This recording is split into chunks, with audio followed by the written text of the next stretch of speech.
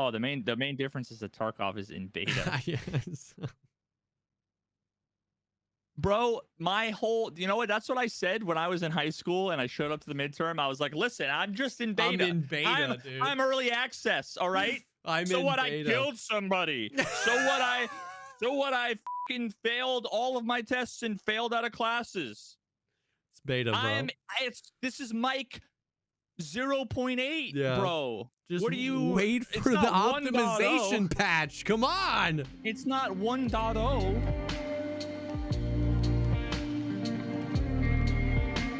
What's up, everyone? Welcome to the podcast, the show dedicated to talking about all the progress things in life, like music, content creation, and video games. I'm one of your co-hosts, Dardu. Dardu Valley. And I am Dardu's groupies or roadies. What's that? Roadies is the name, not a groupie. Yeah. I could be a groupie, but Pizza.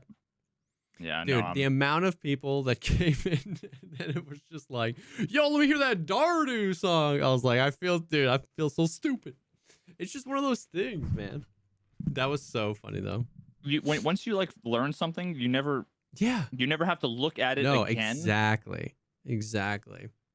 It's just the crazy thing is that I made it this far in life without saying that word to a person who knows how wrong it was. You know what I mean? That's kind of I mean, impressive. to be fair though, like I've also probably never said Darude out loud in my life. So it's just one of those things you don't actually say. Yeah. But you'll like read a million times. Yeah. And your brain sees the thing it recognizes and it just kind of like skips it. The upside though is that when people come in and mention it, we just play Sandstorm and that just get it stuck in everyone's head for another week. Oh God. Oh man. You're getting stuff stuck in people's heads. I'm getting stuff stuck in my throat. Trying to mow down. I've been like, I've forgotten that I just recently had esophagus surgery. Yeah. And now that there's no restrictions, I'm just like, you take a big bite. I don't know what it is. Yeah. You would think that when things taste good, that you would want to like chew them forever, right? Dude. But no. Nope. The better it is, the less you want to chew it and swallow it and just put a new. Yeah. Isn't that weird? I don't know why, dude. It's just like take a huge bite and it's like chew, and I'm just trying to like smash it down my throat so I can take another bite. And it's like, why don't I just let it sit for a little longer and chew it and taste this flavor that I love? I do that same thing, bro. Taste the rainbow. Let that breadstick marinate in your mouth for like 45 minutes. Taste the rainbow. I do love Skittles. Yo, we went to the farmer's market around here. It's not really a farmer's market. It's kind of like that though. And I don't know if you probably don't doom scroll TikTok like I do, but there's like I don't even have TikTok. There's like a huge, I don't know why, when, how, or there's no explanation, but for some reason everyone, it's like it's almost like every crypto bro that like lost all their money sold their Bitcoin miners and bought dehydrators. Is that what they're called? No, freeze dryers. And they're all just freeze drying candy and selling it. It's just like every other video you swipe. It's just like they just freeze dry candy. They just freeze dry like Skittles, and it pulls all the moisture out, and they pop, and they get like basically 3 times the size. And then they just like you could squeeze it, and they just fall apart into dust. And then they sell it. And then they snort it. Like what? Well, no, you just eat the candy. They do it with everything, like Sour Patch Kids, Laffy Taffies. Anyways. And you said taste the rainbow, and that reminded me that I got some freeze-dried Skittles, and they were weirdly good. Weird. Wait, at like a farmer's market? Yeah, there was like a guy who, and literally it's funny because I went up and I was like, oh, I see this all the time. Let me buy some. And the guy was like, yeah, my son does this, man. He does it on TikTok. And I was like, oh, yep. And okay, serious question. Does that qualify as cooking? I don't think so. I don't know. I don't know, man. Like to me, if you ask me the raw definition of cooking, it would be you take a food ingredient and you do something to it to make it different. True. I mean, when you think about it, it's like you cook toast, and toast is just making bread hot. Well, you toast. But is toasting a part of a cooking method? toasting in and of itself is not cooking. But you can it can be a part of cooking. But like if I take bread and then I put it in the toaster and I toast it and then I put it in the trash can, I didn't cook anything. Well, then I would argue that putting Skittles in a freeze dryer and then just dumping them in a bag isn't cooking.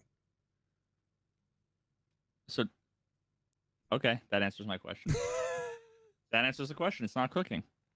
I don't know why you I don't know why you thought it was cooking. What a stupid idea. I mean, that's on you, dude. True. Based. Anyways, if you wanted to waste $6 on less than the amount of Skittles you get in a Skittles package, you can get some freeze-dried Skittles.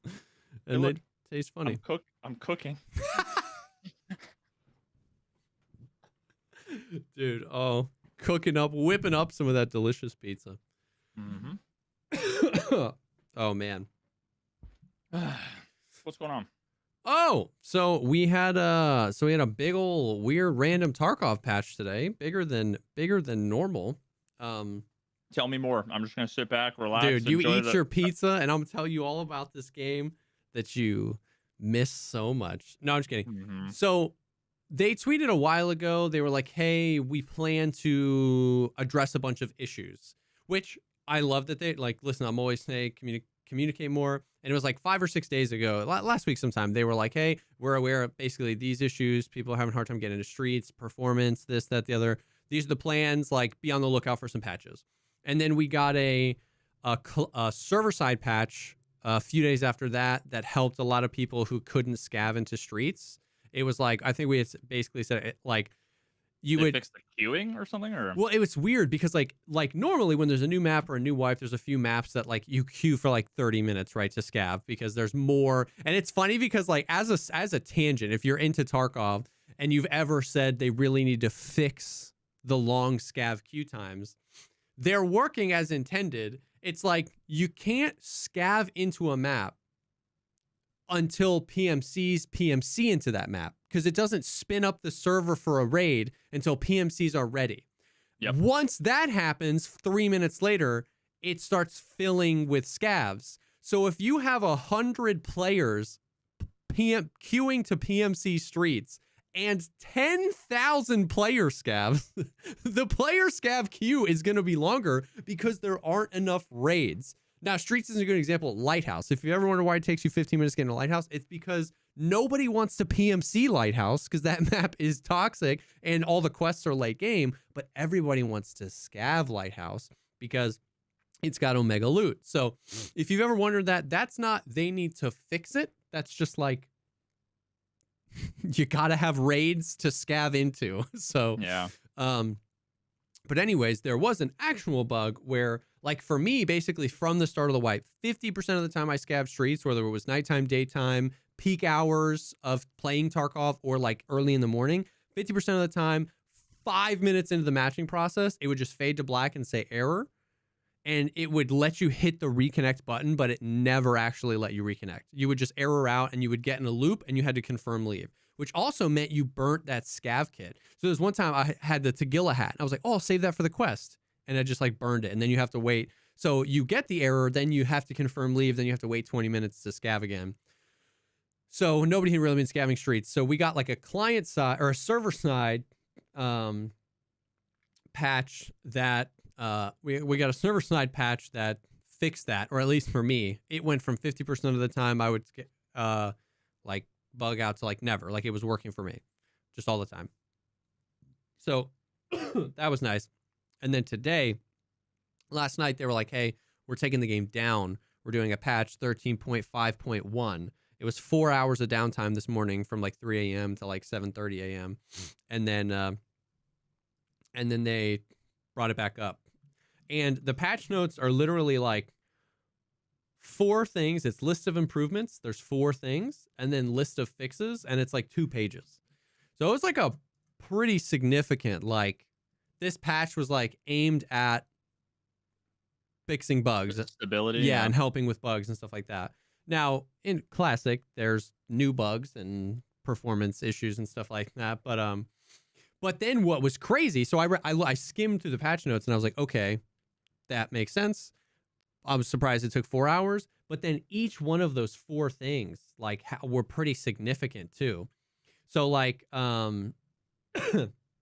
they added, the first thing was added new quests and expanded existing quest lines. And I logged on and I had like 11 new quests to accept. I was like, whoa.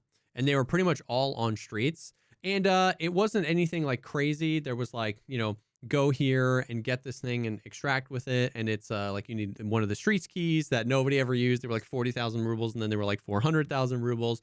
There's like an ambulance one, like a scavenger hunt. There's like 8 or 9 ambulances on streets, and it just randomly. This is an interesting quest. I actually didn't mind it. I just was frustrated because we couldn't find all the ambulances for a while. There's like 9 ambulances all throughout streets. One of them will spawn a phone on it, and you have to find it and extract with it. So instead of normally, it's like, it was nice because it wasn't mark all the things, and it wasn't like find this thing in this random arbitrary like zone.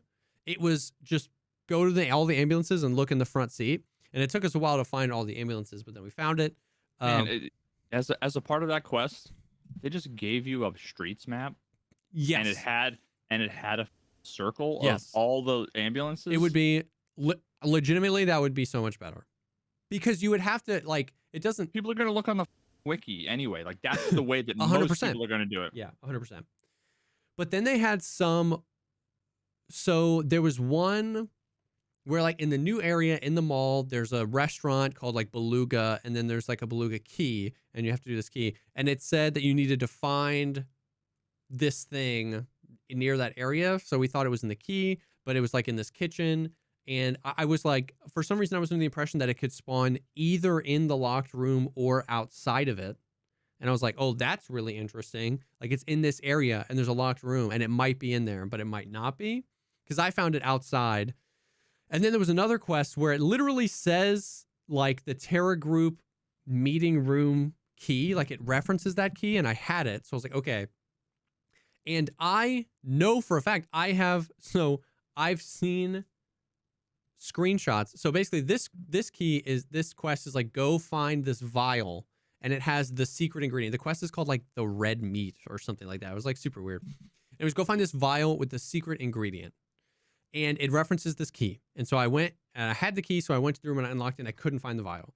And chat was like, somebody was like, yo, I found it outside of that room in the other room across that isn't keyed. And I even have a screenshot of that vial sitting next to a phone in a room outside.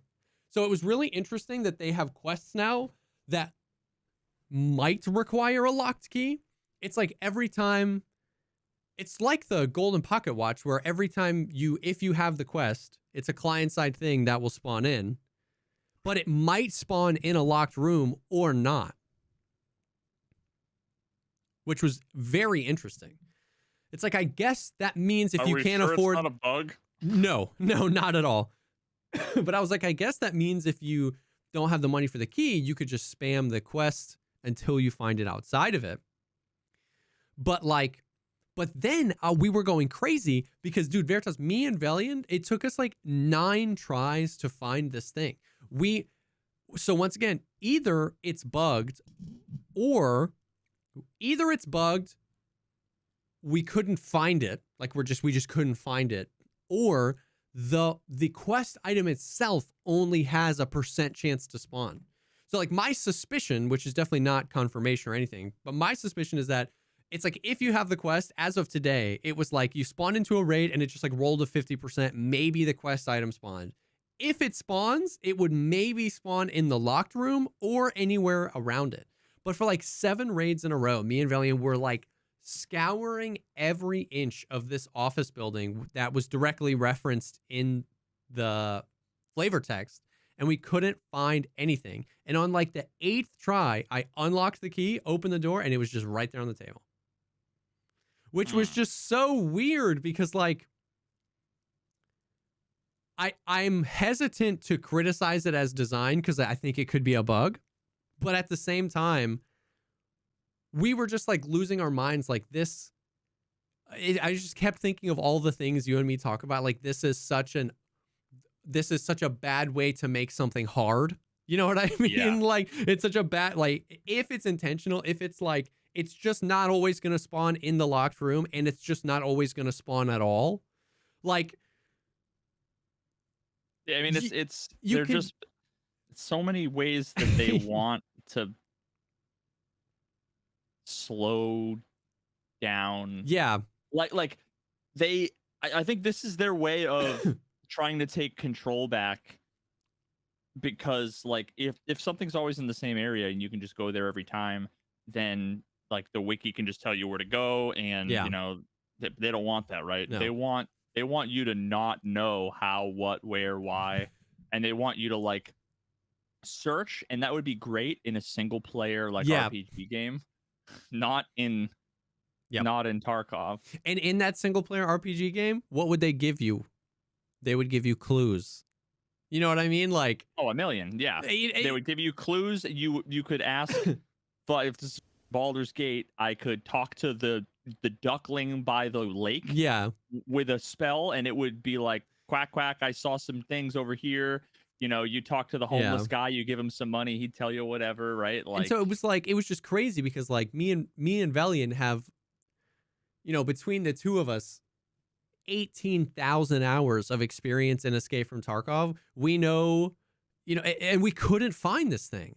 I was like, at first I was really frustrated because I was like, they've never done a quest like that before. Like, if I have the quest, the item always spawns. They've recently, in recent years, made it so it doesn't always spawn in the same spot.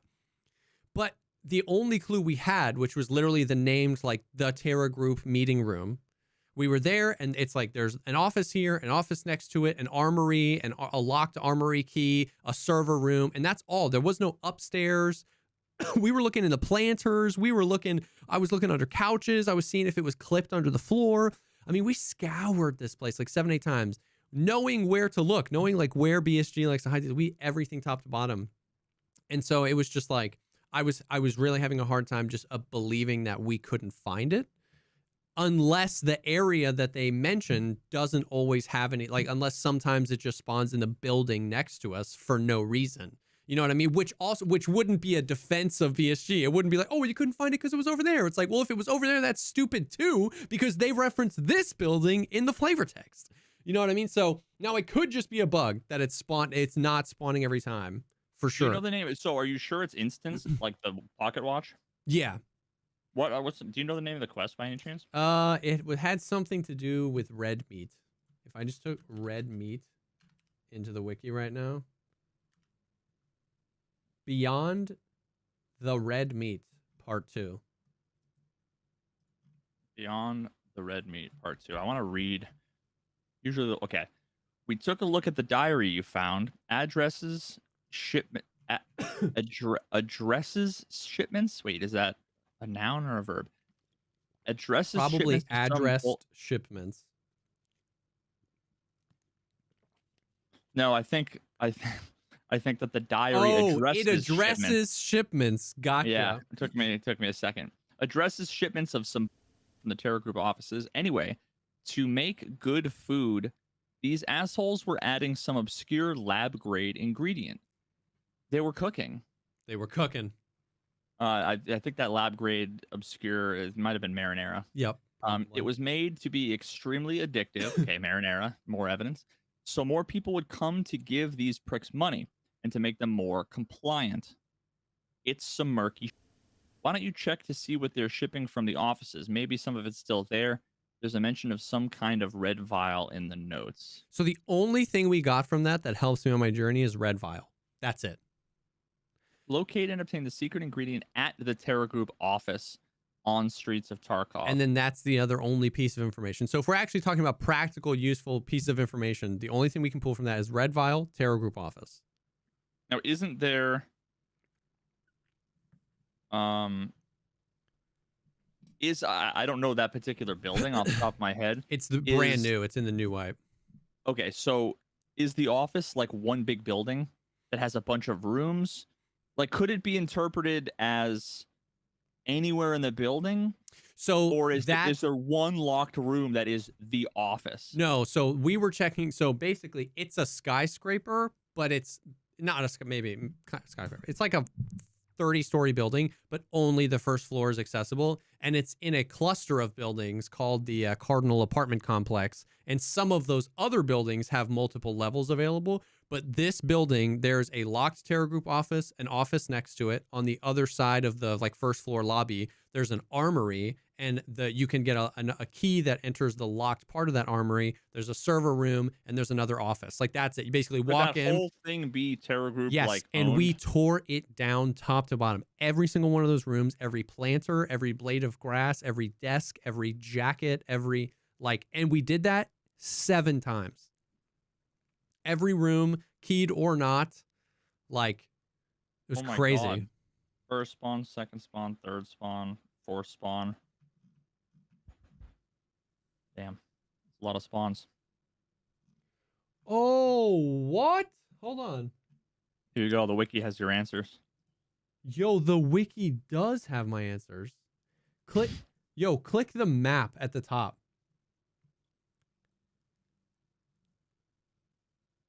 Is that across the street? It's Wait, is that the bank? no. This is all new area. Oh, it looks like Dude, that area, kind of. It literally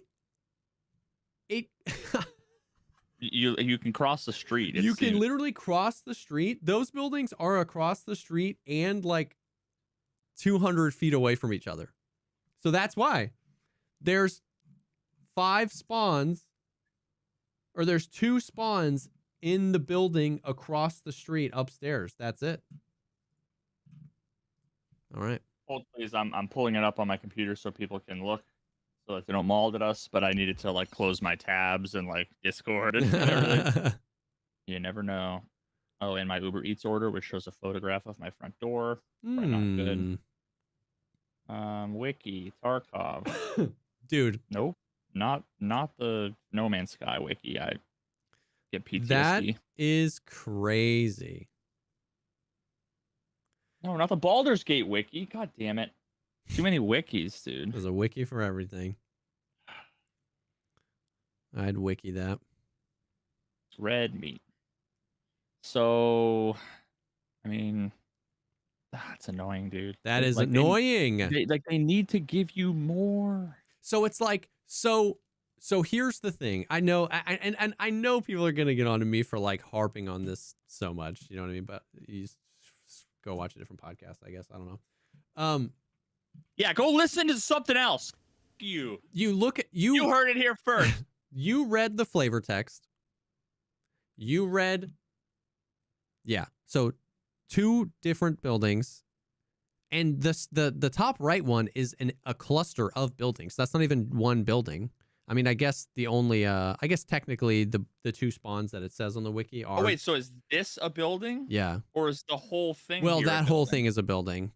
Oh, okay, so that's a building. Oh, so there's 3 buildings. No, wait, 4? Are these connected? Those are all rooms, yeah. So that's the left rectangle or left square is where me and Valiant were checking every time. So there's 1 building, 2 building, 3 buildings. Yeah. You're looking for one thing. Yeah. And so here's the here's the thing. This is I've never heard Nikita say this, but I think we infer it sometimes. It's that they don't like that people basically just look at the wiki to figure out their quests. Yeah, well, I don't know that I've ever heard him say that. Maybe he did. But if that's the assumption that they don't want us to just be able to look at the wiki, this does the literal exact opposite. If you were trying to create quests in such a way that actually your intention was to force your player base to rely on wikis, this is exactly how you would design those quests. It says from the Terra Group office, which implies once you find the office, you just need to find where it spawns. This is the place it goes. And in the entire story flavor text, why don't you check to see what they were shipping from the offices? But that was just the offices. There's 300,000 offices in Streets of Tarkov, right? So we get and as soon as you find one, and you're like, yeah, oh, I think this is it. You assume it has to be here. Yeah. Why would I leave and go elsewhere? Especially since, and you've played Escape from Tarkov longer than I have. How many times have they ever done this before? Like, this is the first time they've ever created a quest that now just arbitrarily spawns in 2 buildings. It's like a pocket watch. Imagine if the pocket watch spawned in that truck on customs, or in 3rd-story dorms, or in Big Red. And but the flavor text was a picture of the truck, because that picture, like the picture that's on the wiki, that's the room we were looking in. Like, so it's wild. So it's just crazy to me, because like, if you were trying to design a quest so that people rely more on the wiki, you would say one thing, but have the actual quest be in multiple different places, in multiple different spawns, on multiple different literal parts of the map, and not tell the player about it, because then you're just waiting for people to then now just go look at the wiki. Now, the next time I do that, it's going to be like, the slowing down the progression happens for 30 minutes, right? This patch went live today, this morning. 12 hours later, here we are at 7 p.m. It went live at 7 a.m. At 7 p.m., if you haven't played yet, your progression wasn't slowed at all, because now the wiki has everything. And if you played this morning like I did, your progression was only slowed for the 45 minutes it took us to find it, because now next wipe, now I know where all the spawns are. And it didn't in any way, shape, or form meaningfully remove my reliance on the wiki. If they wanted to remove reliance on the wiki, do something like this, but say we're not sure where it is, and then give us a map with some really like rough circles drawn on it. If I hadn't just known to look in more than one spot, we would have looked. Like, you know what I mean? And they already have paper map implemented in the game. They are, and they already have had for 6 years now the ability to draw on the map.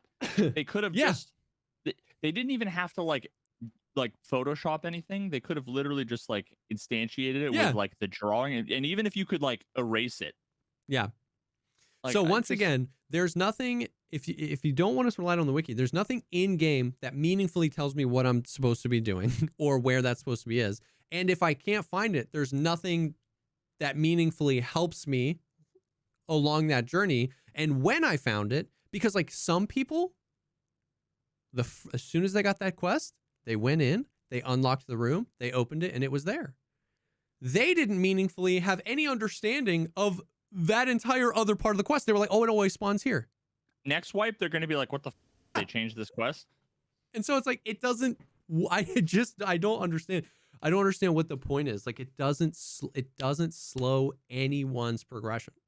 The people that can just like, the people that can, as soon as the patch hits, just hop right on and play whenever they want, then figure it out for the people who are the more casuals that are at work and then come home. Nobody's progression was meaningfully slowed, because the casuals now have it all in the wiki beforehand, and the no-lifers are no-lifers anyway. So a difference of 30 minutes to them is nothing. So yeah, really what they're doing is maybe they're hoping that if they do this enough, the people contributing to the wiki will eventually just get so tired of it that they won't stop. I don't know. They're trying to starve out the wiki supporters. Yeah. So like, and then the flip side of that is that's so frustrating, because a lot of the quests were really cool. Like, I don't mind, like, I love that there's lore. I love that there's more streets quests, because I love streets. I love a lot of these things. I like that they're like all these little tangents. I don't mind going and looking for a red vial and surviving and extracting with it. I don't mind. One of the quests was kill. Dude, one of the quests was like, you could tell the quest felt like a quest that before it got shipped, somebody went, wait. Let's make this better. Because the quest was kill any target at the new mall area on streets with pistols. And it was like at some point this quest read kill 15 PMCs with the FN57. And someone went, whoa. Any target, they can be scavs, and make it any pistol. And that quest was like, oh, that's cool. I'm fine with that. I get to choose the pistol. It's the patch that they added the quick swap, so it's an excuse for me to engage with something that they added. And the area is large enough that I'm not like in the stupid bunker mission pest control and reserve, just sitting in a bunker waiting for scavs to spawn. Like, that quest was great. And so it's hard, because like some of the quest design here was really good, or at least maybe not really good, but like steps in the right direction, like actual feedback we've given. But then it gets tainted by a few of these where we're just like running around in circles with like chickens with our heads cut off, looking in the place that it tells me to look and the picture tells me to look. And it's just not here. It's in a building up the street on the other side. You know what I mean? That's just like, it's crazy. It's crazy talk, dude. And then the other thing, so the only other quest related things, they added a few other quests, kill Kaban, which is not at all a surprise, right? Like every boss ends up getting a quest where you have to kill him. Luckily it's another quest where you don't have to like take anything from him. It's just kill him. It's not like, he have the golden TT? Maybe not. It's just kill Kaban, kill 5 of his guards. Easy peasy. They added like broadcast part 5, which is kill a cultist priest, which is less easy, and I don't really care to farm the cultists. The other thing I'll say about quests is they have been on this kick, bro, of making quests have additional steps that only show up when you complete the steps. So like one of them was, I don't remember which one. It was a therapist one. We had to find something. And we found it and we extracted with it. And then I went to go turn it in and I turned it in and it was like, now there was another line where it was like, survive on streets using the car extract. And so it was like, oh, okay. So we just like go back in and extract via the car. And then now we can do the quest. And in that case, it was just like a little annoying, right? Mm-hmm. Let me take you on this emotional journey I went on the other day. One of the quests that got changed this wipe, and by the way, once again, I think it's important to know that the context, Nikita literally said that this list of quests that they changed were a list of quests that he said people were having a really hard time doing and we wanted to make more accessible. Okay, that's the context. One of those quests is Tarkov Shooter Part 8. Do you remember what that one was? Kill 3 PMCs with a bolt action on woods in one raid. Oh, that's what that one was. And it used to be just the Mosin, then they made it any bolt action. Okay. It's now kill 3 PMCs with headshots with a bolt action without dying.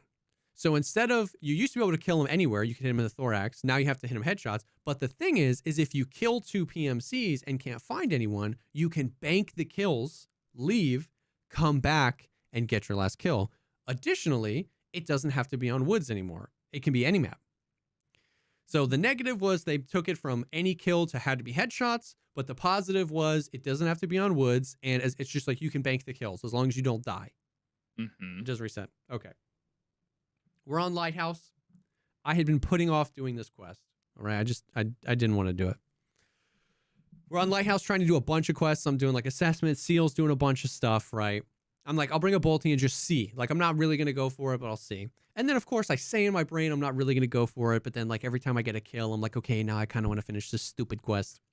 Anyways, we're like 5-6 raids deep. Boom, get one. Boom, get another one. I'm like, all right, seal. Like, if we see another PMC, you know, just like let me know. You know what I mean? And like, we see somebody, throws a grenade. I'm up on the mountain. I'm like, no, I don't want to. Anyways, throw a grenade, boom, flush him out. Peek, he's running. Bam, headshot. I even rewatched the clip, dude. Headshot. I got the noise, or whatever it is, in the bottom right-hand corner. It says the quest, Tarkov Shooter Part 8, is complete, ready to be turned in. The next words out of my mouth are, sweet. Got that done. Let's go to water treatment and get your quest done, Seal. We go. I die. It resets the quest. After you get the 3 headshots, another line pops up that says survive and extract the raid. But it said the quest is complete, ready to be turned in. I was so mad, dude. And then it took me 2 days to get the quest done again. Doesn't that also happen with, like, isn't the same kind of thing, and I might be misremembering, but with Yes. Because it says like, oh, you're good. And then if you kill a scav after that, it undoes the you're good. And the thing is, in that quest, the thing to do, like the meme thing that we do is like finish, and then I'll have Seal or my friend just kill me. Because killing you doesn't reset the quest, only killing the scav does. So then I just go turn it in and he brings my stuff out, right?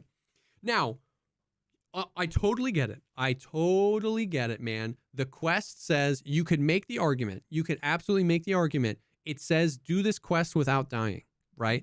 But my argument is twofold. One, I did. I killed 3 people without dying. Dying after the fact does not diminish the fact that I killed 3 PMCs with headshots with a bolt action without dying in between. So even if you want to make the argument that, well, it says without dying, I can come back at that. And then my second fold argument is, if the quest is not complete, don't say the quest is complete. Like, why? What reason would I have to just like go peruse through my quests in the middle of that raid to make sure a random additional line qualification for the quest does pop up? Dude, I was so pissed. And then like that night, I had like 5 more raids where I killed 2 people and died to the 3rd. And then I had to like, then the whole next day, I was trying to do it and we finally got it done. And I was so mad because it was crazy because like my words were like, let's go do your quests, Seal. Like, I have mine done. The game told me mine was done. And once again, that's just like it's a one-hitter quitter, right? Like, that didn't slow my progression. It did that one day, but like now every other wipe, now I'm just going to know that as soon as I kill that 3rd guy, I have to run out. It's brutal. It's just... here's the deal. They implement all of these things without thinking or while being inept. And then when people complain, they double down and justify it as like, well, you know, it's either hardcore game or, oh, well, it says you have to survive without dying. Like I promise you, I'll bet you the rest of my pizza dinner box that there was never like a meeting where they were like, all right, everybody, hey, it's a 9 o'clock meeting to talk about the Tarkov Shooter Part 8 discussion we were going to have. And then someone explicitly said, here's what we want. These are the requirements. We want it to say this. When you kill the people, we want it to then pop up with this while also saying like it was never an explicit, like that's what people need to take a step back and realize that you are rightfully upset.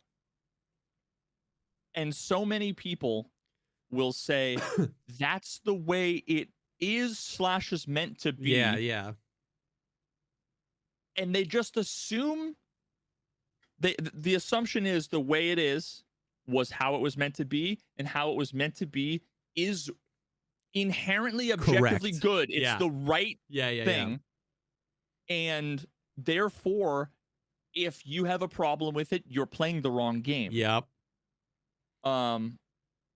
It's wild. Or you need to get good, or it's your fault, or and the fact of the matter is, it simply isn't. Yep. It's not good. It's not your fault. It's not unreasonable. Especially since this isn't a new quest. It's a quest that I've done 7 times that's changed. You want to know what else? I can get it from a game design perspective that like they made the qualifier. It used to be in one raid. That was the qualifier. It was get 3 kills in one raid. Now, in order to bypass in one raid, I'm sure the code is like without dying. You know what I mean? If dead, task fail. If not dead, task succeed. But from a player, and this is exactly what you were talking about, they don't sit down and say, okay, what are the changes we were making and how does the player interact with them? That's because I'm not a coder. I don't see the difference between in one raid and without dying as like a code, but a open and closing gates. And like, I just see it as a player would interact with it. I've gotten Tarkov Shooter Part 8 done and then died before. Like I kill 2 guys and then I run and I see another squad, a 3-man, and I kill one of them and then the other 2 turn around and kill me and I go, I don't even care. I got the quest done. Yes, boys. Tarkov Shooter Part 8. They made it. So not only is it terrible in telling me what it wants from me, but it's a quest I have history with. And now that piece of it has changed, which why would I inherently know that? And what the thing is like these decisions aren't inherently bad decisions. They're just not carried through They're just not carried through to let the player know. It would actually be interesting if some of the quests had steps to them that only revealed themselves once you completed previous steps. Like Two when you things find should a happen. thing and then you discover like, oh, you found the thumb drive, but you just found the dead body. Figure out who killed them. You know what I mean? Or Like, find out where the thumb drive goes, give it to this person, or put it in this computer on streets. And here's the thing, if they wanted to do that, all you would have to do is two things. One, that sound that we all know, there's two sounds. This is what grinds my gears too. They could have made this. I have so many thoughts. I'm exploding. They could have I can't made hear this anything other than the Tony Hawk, like when you collect the tape. That's all I can hear. I don't know what it sounds like in Tarkov anymore. Okay, so there's two sounds. There's the sound of completing a quest. Like literally the whole quest is over. It's like it's a big sound. Yeah. And then there's it's like then there's the sound of like picking up a quest item. Like if you need 4 GPUs and 10 CPU fans, when you find your last GPU, it's just chink. Yeah. It's like a little click. In my opinion, they should add a third sound for that's only plays when you completed this. There's more. Yeah, it's like in every other game when you're walking by something and it's like, it tells you like there's more, there's something to look at over here. There, whatever. Then the player was like, "What was that sound? Let me check the quest." The second low-hanging fruit, when you complete a quest, it literally says in the bottom right, the quest is complete. Why doesn't it just pop up and say, objective complete, see quest details for more info? Like, if you want to do that, that's fine. But like, it's insanity to literally Pavlov's dog your player base with these sounds and then play them when they now mean different things. That's insane.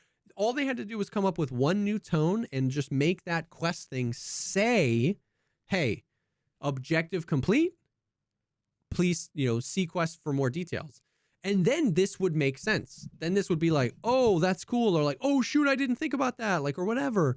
But to just, once again, it doesn't push people to rely less on a wiki when your friend's just like, I just completed the 5th hardest quest in the game and it was just completely robbed from me because I didn't know I then had to do this.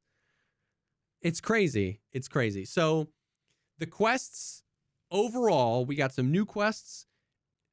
It's like there's fighting in BSG. There's people who are like trying to like take the feedback and make better quests, and some of the quests really show that. And then there's just like this insanity where somebody approved this on they got a spreadsheet of quest changes. They read it cursory. They were just like, oh, you want to change these quests? Sounds good. And nobody over there is considering how a player would interact with these quests. Dude, it's a different level of experience, a different perspective, a different level of attention to detail, a different level of like being good and giving and more and more, dude, more and more I'm getting the, how do I like explain what I'm about to say? You remember the tweet about that the guy did recently, that game developer, where he basically said, hey, don't let what Larian did with Baldur's Gate. Don't let this be a new standard. Don't let that be the new standard. And the more I like think about that, the more I just start to think like that should have been the standard. Yeah. All along. Like whether it's Tarkov stuff or the Starfield stuff that I mauled it about, actually I realize now that I mauled it about on our like super secret Patreon episode that we do. We have a Patreon. Check out the Patreon. The Patreon. That was the patreon.com/thepodcastpod. Yep. Because we basically have an extra episode every week, and the most recent one I mauled for like 45 minutes about Starfield. And maybe we'll talk a little bit about it after. Yeah. But But yeah, It's that like- should be the standard, considering how the players interact with the game. Well, Should be the standard. It's just if I was the one putting out games in the states that they are, making the design decisions and all of the compromises and whatever, I would genuinely be, I wouldn't be proud of myself. Yeah. Like I would, I would hate it. Yeah. And so to think that people are either like okay with the game design decisions Yeah. that they have or the products that they put out these days, dude, it's like it just makes me sad. Yeah. You know, when you see someone who just now I'm like I'm gonna be like putting myself in a box that probably a bunch of people are like are not gonna like me for, but like I had a bunch of my friends in school. I didn't study a ton really ever. I didn't put in like a ton of effort. I got good grades. I was fortunate enough to just have been good at school. Yeah. But like I wasn't like a straight A student. I wasn't one of those people that gave 110%. But there's like a threshold where I'm like, I would look at some of my friends and be like, how are you not like ashamed to like sit in front of a teacher and be like, yeah, I didn't, you know, it's like, Yeah. oh, Joe, it's your time to do your presentation for your midterm. And you're Dude. like, yeah, I didn't do it. And it's like, Yeah. Dude. I would fake sick and not show up Yeah. before I would sit there and unironically say, yeah, I didn't do it. Yeah. My fear of that moment is greater than my desire to not do the homework. So I would just end up doing the project because I couldn't fathom that moment. And that's how games, Yeah. that's how half of the in Tarkov and that's Starfield and all this stuff. That's literally, they're all sitting in front of us, either saying, yeah, I didn't do that, or they're saying, here it is, and they're giving you the essay that they wrote that was supposed to be a 3-page essay, and it's a paragraph and a half. Yeah. Double spaced with like 16-point font. Yeah. And they want people to like accept it and just be okay. And like if the teacher gives them a D, they're going to be like flabbergasted. Yeah. As if they, you know, do you know who my dad is? Like Yeah. I earned this, you know, whatever. It's Yeah, man. I don't know. It's the main difference is that Tarkov is in beta. yes. Bro, my whole, you know what? That's what I said when I was in high school and I showed up to the midterm. I was like, listen, I'm just in beta. I'm in beta, dude. I'm early access, all right? I'm so in what? beta. I killed somebody. So what? I failed all of my tests and failed out of classes. It's beta, bro. This is Mike 0.8, Yeah. bro. Just what do you wait it's for the not 1.0. optimization patch? Come on. It's not 1.0. You paid $150 for it, but listen, it doesn't say 1.0, so everything I do is completely and utterly Justifiable. acceptable. Yeah. Yeah, it's funny to say that around quest design too, because like they've been making quests for this game since day one. So like there's no excuse to make a quest so bad. Just like, oh, we forgot to consider the player of the game. Sorry guys, it's our first quest. No. This is the 400th stupid arbitrary quest in this game. Yeah, and this is the 7th iteration on it. Yeah. You can't. You got a C, but your teacher said, I'm going to give you 1 day to rewrite the paper, and I'm not going to put the C on the books, right? And you rewrite the paper, and it's worse than before. And then she looks at it and goes, I'm going to give you one more chance. And then you come back and you make it even worse.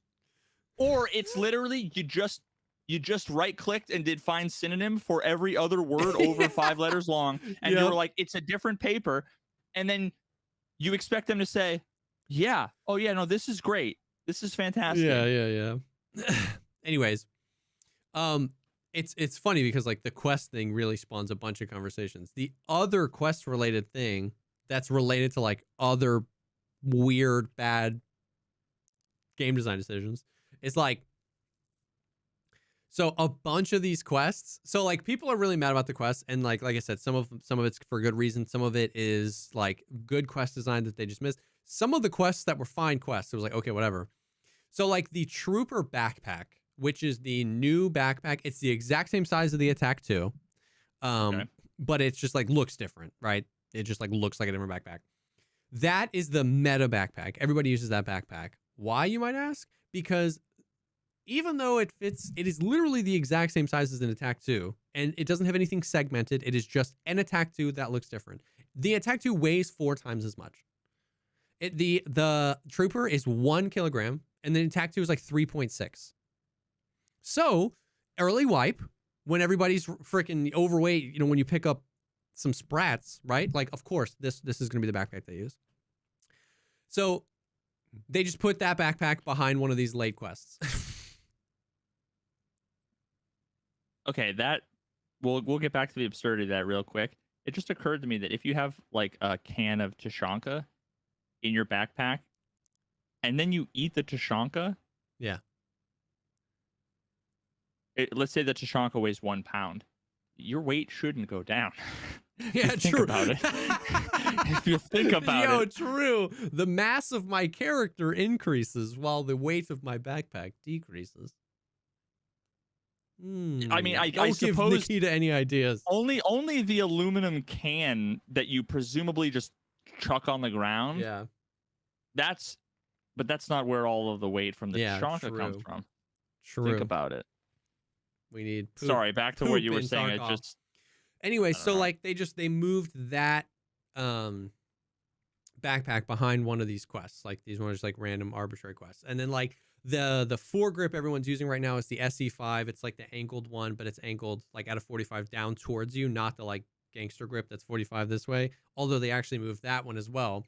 But the meta one's the SE5. It's like a good balance of ergo and recoil reduction, and they put that behind one of these like super late game quests too.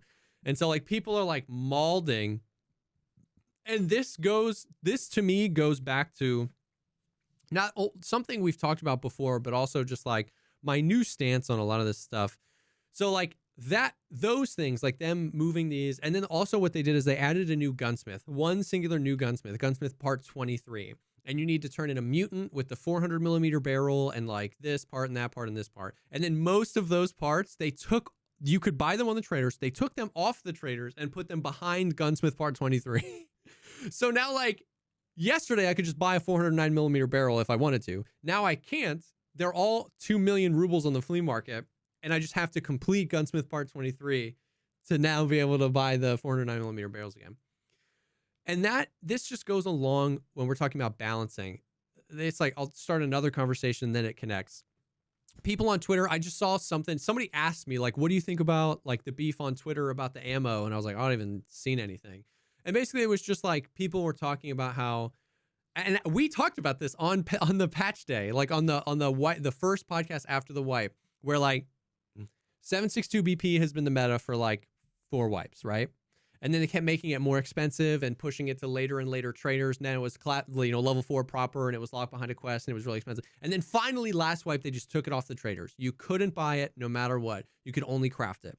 So people were crafting it. Guess what? Still the meta ammo, right? It didn't change anything. And then 80% of the way through last wipe, they added that new quest with the Bloodhounds. And if you completed that quest, it put 7.62 BP back on the traders. Cut to this wipe, they just put 7.62 BP back on the traders through a different quest that you got earlier than the Bloodhounds one. And basically somebody was like, now that we're putting 7.62 BP back on the traders, we need to put SS190 back on the traders and AP. Like, it's just like, and what I'm not saying is that I think this guy's tweet was dumb. I'm saying I can understand the confusion of like, are meta ammos on traders or not? Also, these 5 meta ammos are all worse and fit in worse guns than a mutant with 7.62 BP. So like, can we have them? And then everybody goes into like, well, no, we shouldn't have these meta things. And then, somebody's like, but literally 7.62 BP is on the trader. And it just goes and goes and goes and goes and goes. And somebody asked me about it, and it's the same. And I have the same opinion as I have about the Trooper backpack and the SE5. cherry picking is just so bad. It's never, ever, ever, ever effective. Like, and we've said this before, balance the game or stop balancing the game. But the in between of like, 762 BP, where should we put it? Oh, we're going to take it away. Oh, it's going to bring it back. Oh, it's taking it away. And it's like, meanwhile, no one's used an MP5 in 3 years because AP 6.3, you can only buy 90 of, and it's garbage. And like SS190, nobody runs P90s.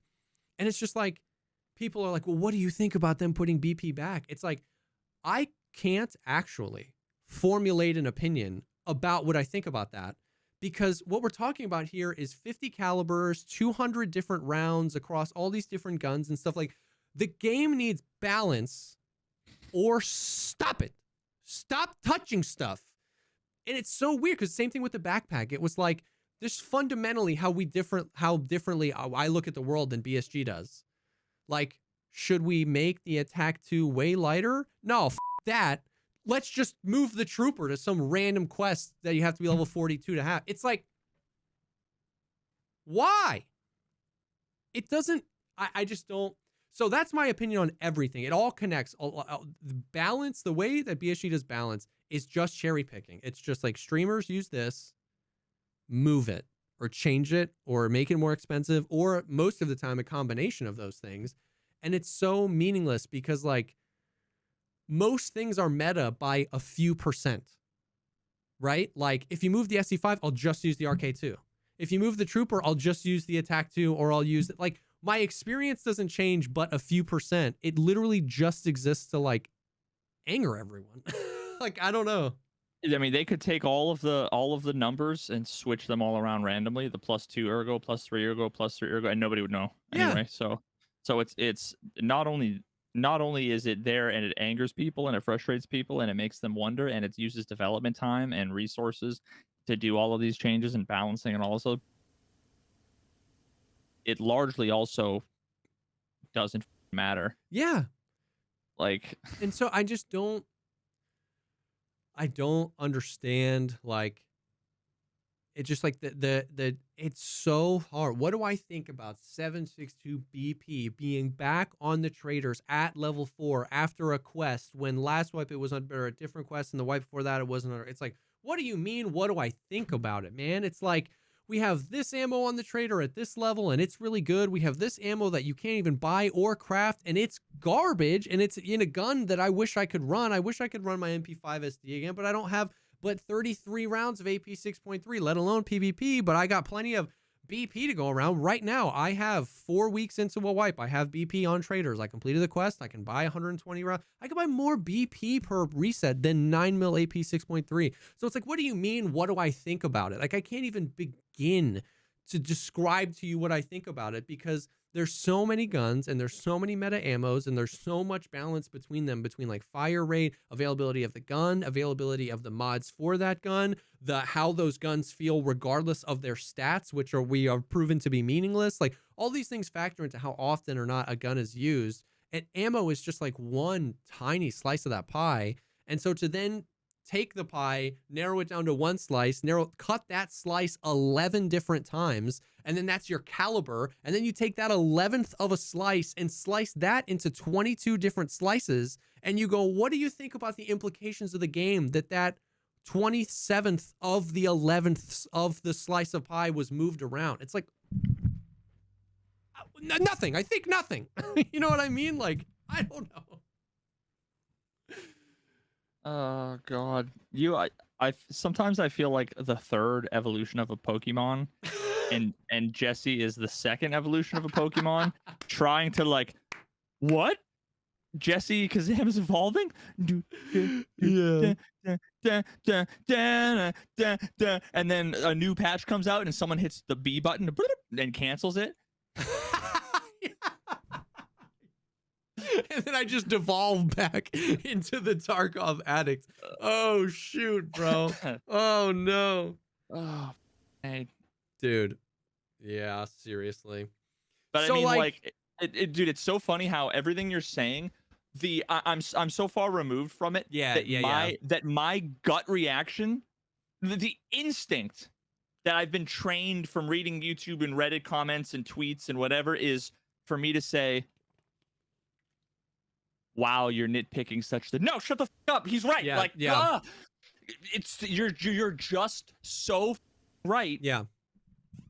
And that's the thing, is that like when I talk about it, that's what drives me crazy, is when I try to describe how I can't have an opinion on it because it's all too connected, I do get called nitpicky. And that's the most insane thing, because you're like, you are the one nitpicking, like not you, but like you've reducted all of the ballistic system down to just like, well, what do you think about 7.62 BP? Like you're taking the one small detail and then asking me about it over and over. Like you're nitpicking. I'm saying I can't, like it's whatever. I don't even want to talk about it. It's the answer is I could only answer with f of x equals the square root of the cosine of 97. Like that's my answer. It's a graph. Yeah, is the answer to every question you could ask about Tarkov, because there's just too many variables. There's too many. Oh, what do you mean? Well, think about the fire rate. Think about the meta. Think about the armor. Think about, am I even going to shoot it? Think about how much does it cost? Think about when I do shoot it, who am I hitting? Are the bullets going to register? Am I in the middle of a quest? Am I in the middle of a quest? Do I want to try to avoid the combat altogether? So then if you think about really if you have a quest where you're trying to kill like 2 people, and then after that you really want to get out and survive, then you want to avoid the combat, then really anything more than like 5 bullets is a waste, because all you're doing is needlessly risking the blah blah blah. It's like 100%. And the thing is that like, I wish the community would stop fighting with each other, because like it just provide like the feedback to BSG, like stop fighting amongst, because I truly can empathize with both sides. Like if you're newer to the game, if you've been playing new, like of course Tarkov is so complicated that you need the like reduction. You need like, hey, more pen is good, right? Like you need the just like, bro, try and find something with good. You need those things. And so people just say, well, use this. And like everybody's been talking about 7.62 BP for 3 years. So like, of course, somebody like, I don't judge that chatter that's like, hey, what do you think about them moving 7.62 BP? When like they haven't considered the ballistic system in its entirety. And I've spent so much time considering the ballistic system in its entirety. And then I also don't blame the people who are rightly confused and who tweet out like, hey, you're giving us the literal most meta ammo in the game back on the traders. Can we have some of these other ones back on the traders so that there's some gun diversity in the game? Like I align with that opinion too. So it's like, and then everybody just like goes at each other in the comments once again about like what the game is supposed to be, or an inherently good decision that BSG made, or if you don't like this game, go play some other game. When it's like the reality, my question, the real answer to the question is like BSG needs to like, if they want to make changes, they need to make sweeping changes across the whole thing, and they need to communicate them. Like I would much rather than them just like cherry picking BP and moving it around. I want next wipe they go, hey, we're changing how ammo availability works throughout the entire game. We don't like this. We're trying to see this. So we changed a bunch of things, and like all the meta ammo is off and it's just terrible ammo on the or the opposite, where they're like, hey, no, they make everything available, make it basically all the same, make it tiers based on the pen value and damage value, whatever. It's either $100 a round or 300 rubles a round or 500 rubles, and then they don't touch it. And in the next 2 years, they stick their heads in an Excel spreadsheet and figure out how to balance it. Yeah, seriously, like literally, if they did that, I would also be okay with that. But the point is, like, I feel like they it doesn't functionally do anything. I mean, we obviously, I'm not telling you this. We have been talking about this on podcasts for literally a million years about exactly that, where it's like the difference. One thing, that like BP versus, especially now this wipe, like, so BP was always the best for 7.62, but PS was always the second best. Well, literally right between those now is a new ammo called PP. It's a brand new ammo, and it has 6 more pen than PS and 6 less pen than BP. So it literally sits right in the middle, and it has like 1 less damage than both of those rounds. So it's functionally right down the middle. And they all have the same exact time to kill against the 45% so that's what I'm saying. So enemy. now, especially now more than ever, BP, like, is it the best? Yes, objectively. But like, what does that mean? What does the time to kill change mean? Take 100 fights. How many times did the netcode just ignore your shots? How many times did you hit them in the face and it didn't matter? How many times did they have class 1, 2, or 3 armor on and it also didn't matter? How many times did you hit them in the arms and it didn't matter? How many times did you get aim punched and it didn't matter? Of the 3 times it mattered, you won 2 of those fights because that was across 100 fights. That's 7 million rubles worth of ammo if you're doing BP, or 700,000 rubles worth of ammo if you're doing PP. So it's like, what does it matter exactly? Like, so it just is one of those things where it's sowing such like anger and controversy between people who don't understand how little these things frequently matter. Like, my favorite thing to do is just like run subsonic in an MP5. Dude, the amount of people that come in and they're like, dude, what the hell you run? Like, subsonic's garbage. You gotta run FMJ. And then I drop like slick wrist T Chads with it. And it's like, FMJ would have done that in 1 less bullet. You know what I mean? It's like, it's just my favorite thing to do. So Bro, you know what? It's just All right, insanity, man. Here's a mini podcast segment within a podcast segment. What I'm going to do is I am going to propose a solution to the problem that the community has, as well as the game, right? Okay. What I'm proposing a solution, and that solution is the solution proposed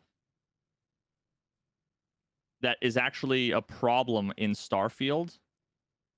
Interesting. How do I step backwards into this? I've already ruined the punchline, the lead up of this joke. But essentially, I'm going to take a side quest in Starfield that's problematic for ways that'll be obvious shortly, and that's the solution I'm going to propose. Oh, for Tarkov. For Tarkov, yeah. For the issue of, you know, like you said, sowing the discontent. Yeah. So I was getting some B-roll for my Starfield video that I'm working on about why the game is just complete utter trash. And so I actually went and did a side quest. I spent 5 hours and I never managed to actually did a side quest. Yeah, I was like, I'm just going to do a side quest just to see. Okay. So there's a random dude, you know, looking like a caricature. Here's the facial expression the guy makes, by the way, when you're talking to him. He goes,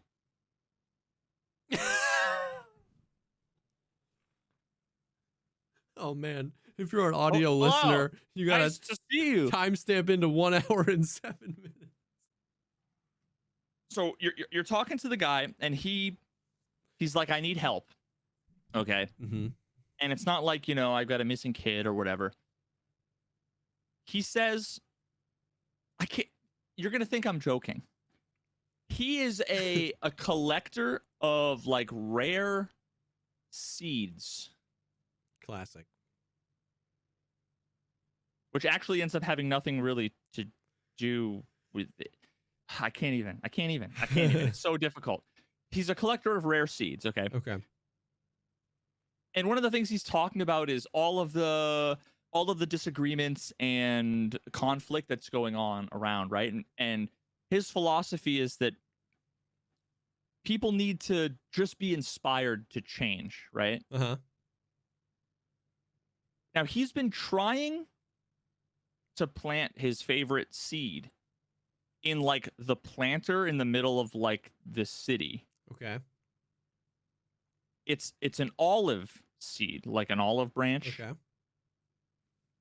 But apparently the guard, you know, in the middle of a city, there's just guards with guns, of course, making sure people don't plant. You're violating the law. Making sure people don't violate the law by putting a seed in the dirt.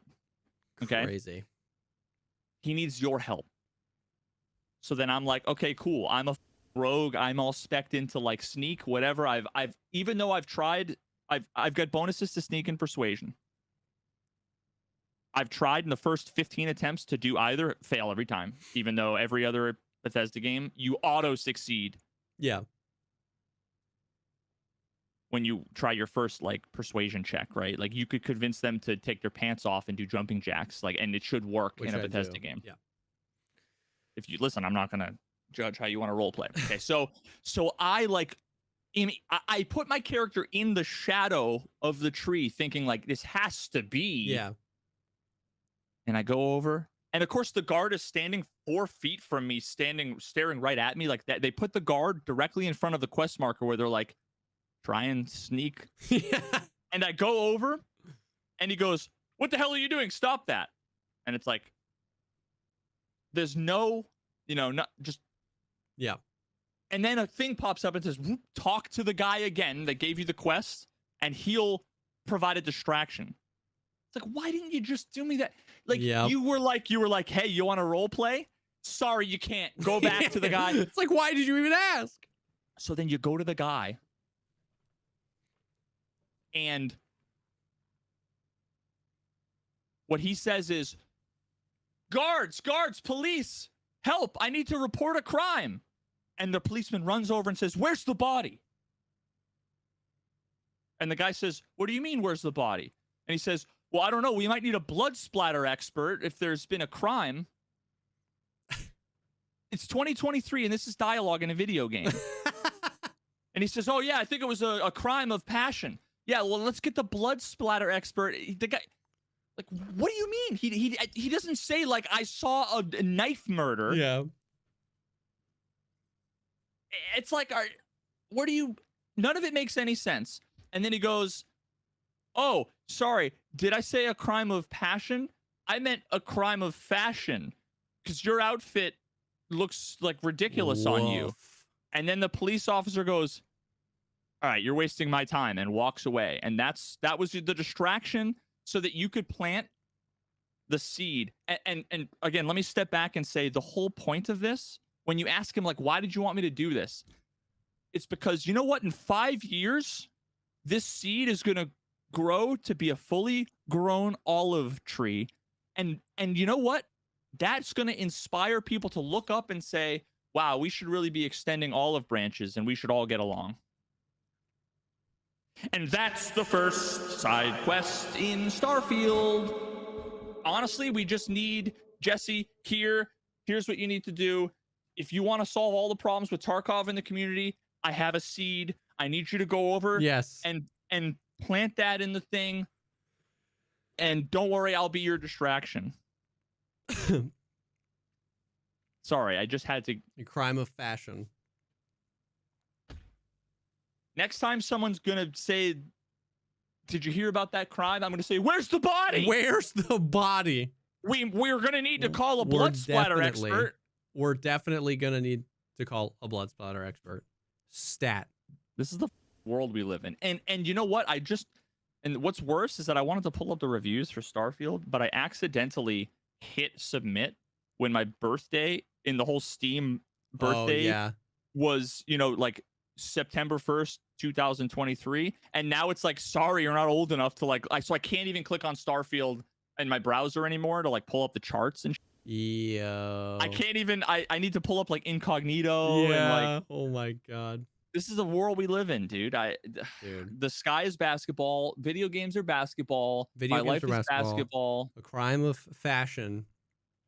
If you look at the top 6 games right now, I'm staring at the Steam page, the top sellers, because I can't actually click on any of the games. Number 6 is NBA 2K24. You can pre-purchase it right now, and it is new, and it's been on the list for 1 week.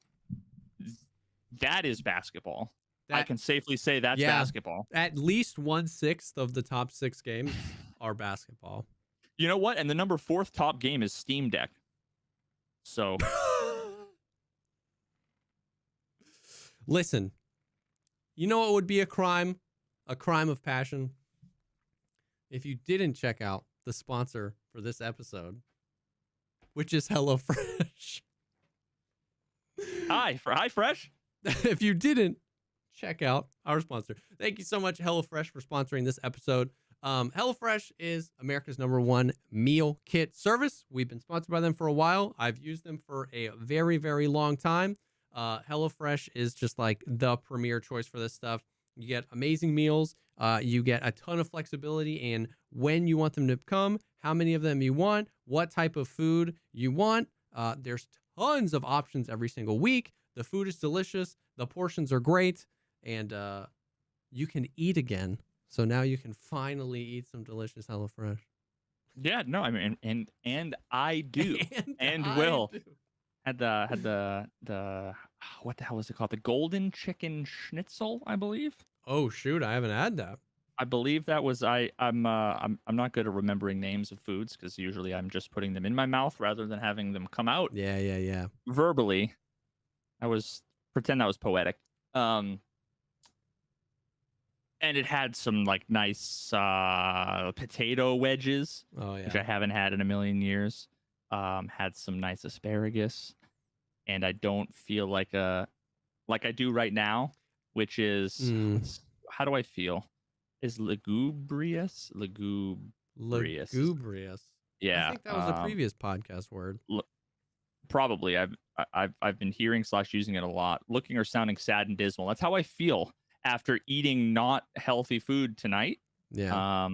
That's not how I felt after having some nice HelloFresh because it was indeed hello and it was indeed fresh. Dude, I had the sesame soy beef bowl today. Very delicious. Anyways, Ooh. oh, it's so good.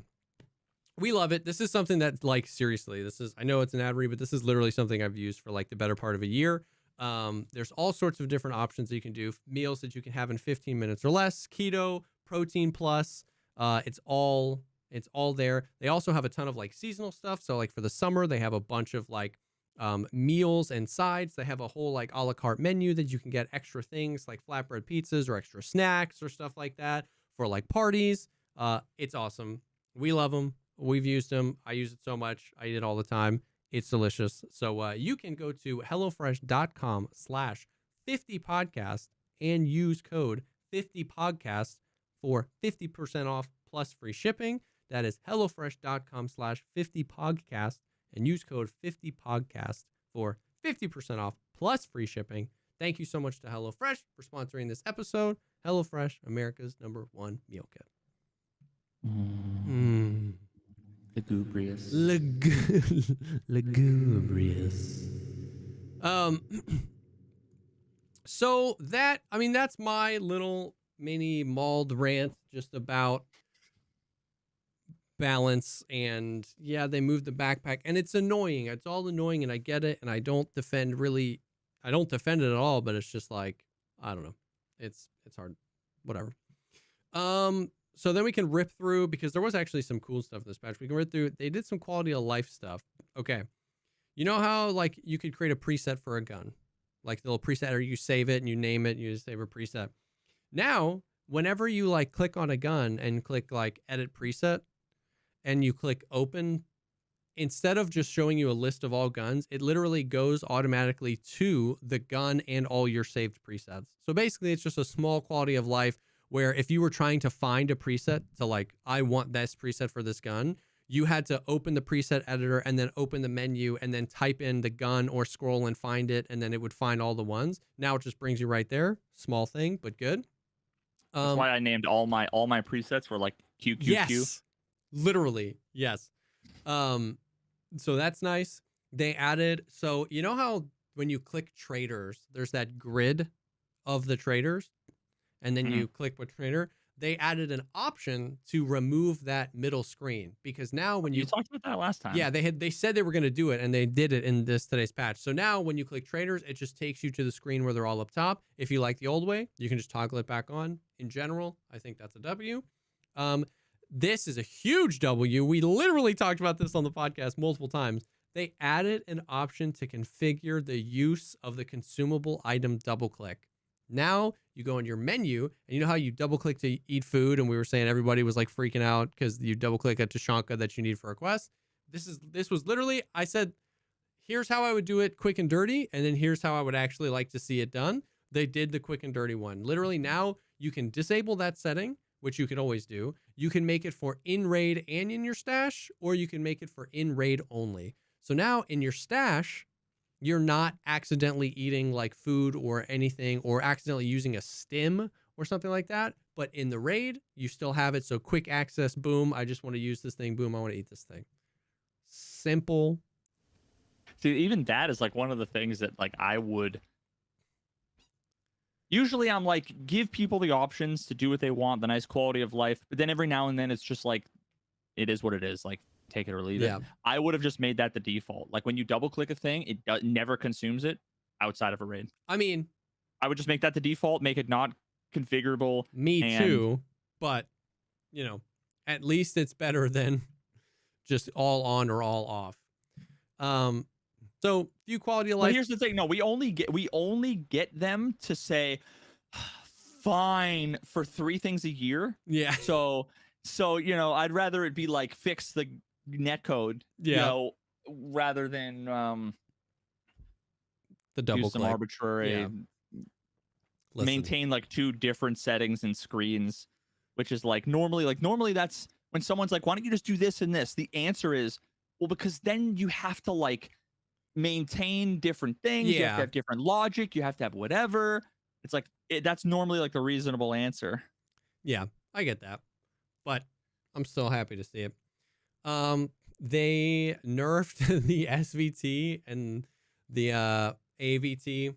So like those are the guns. It's like the semi-automatic Mosin and the fully automatic Mosin. The ones I was telling you about, like we talked about, is just like the like it is the most. It's harkening back to the Mosin days, the Vepr Hunter days. Like every single, it's got such a distinct sound. Every single raid you hear an SVT go off, every single raid, at least one, because they're just so powerful. And it's funny because we had talked about how it just feels really good to shoot. And Gigabeef made a video. It was a great video where he was like, yes, this gun is OP, but like this is how all guns should feel to shoot. Like the recoil was very predictable. The response time, the reset time was really quick and precise, and it wasn't like you would shoot it and it would come back to a random spot. Like it always came back to just exactly, and you could really easily pick up the rhythm. And he was like, I know everyone says we should nerf this, but like this is just how guns should feel. They nerfed it instead of making the other guns better. Of course they did. Yeah, so like the SVT has a little bit more horizontal and vertical recoil now, and the AVT, which is the full auto version, is now locked behind a task. But nothing was enough to make people stop using it, and it's whatever. Use whatever gun you want. I don't really care. Like we said, a whole long list of bug fixes. There wasn't really anything like to call out, but just like lots of like moving errors and third-person animation bugs and FOV bugs and bugs with quests and stuff like that. So that's pretty great. And then it looks like they gave Streets a hard nerf to loot in general. I played a lot of Streets, and it felt like today there was just like no like loot on the map, which I'm conflicted about because it kind of goes back to the same thing with the ammo, where it's like either balance loot and tell us what your desire is with loot, or stop balancing. Like I am team, if I could redo Tarkov right now from the ground up myself, I'm team there should be so much less valuable and treasure loot on maps, and there should be more practical loot like helmets, armors, guns, attachments. And I would completely flip the economy from the complete and utter just like Bitcoin golden skull. Why are you picking that up? It's only 7,000 rubles per square. And flip it to like, I can't get this anywhere else, so I want it and I need it and I'm gonna take it. That's how I would do it. However, even though that's how I would do the game, it feels bad that they hard nerf Streets because like they took it away, but they didn't change anything. So now there's like, the economy is still centered around ruble per slot, and now there's just less things to get. So it's like, even I, somebody who doesn't want there to be as much treasure items, I'm kind of like, oh, come on. Because once again, it's the same thing. They're cherry picking. They're just like taking a thing and they're being like, people are having too much fun here. We got to get rid of that. And they're not changing the system. So it's the same rabbit hole. So it's not a rabbit hole worth going down right now. But it's just the same thing there where it's like, change the system or stop changing it. So yeah, that was the patch today. That's the stuff. That's the Tarkov stuff. So we talked about Tarkov. That's the stuff. We talked about on our Patreon episode at length your feelings about Starfield, and obviously the listeners will now have a bit of an understanding. But do you want to give like the TLDR Um, of your experience with Starfield? to sum up the game, now I preface this by saying it seems to have mostly positive reviews, and lots of people say they enjoy it. Yeah. I'm not saying they're wrong. The opinions expressed here are only of Veritas and not of anyone else. But if I had to describe the game in a word, it would be unacceptable. Oof. I'm not mad, I'm just disappointed. And I'm mad. And I want my $100 back. I have never been so flabbergasted at how bad every single detail in a game could be. And part of it, a small part of it, but a non-zero part of it is because Baldur's Gate is like everything. Yeah. It's just so good. It 100% game of the year, without a doubt. That's so awesome. It's cool to see you like fall in love with that game. I just can't stress how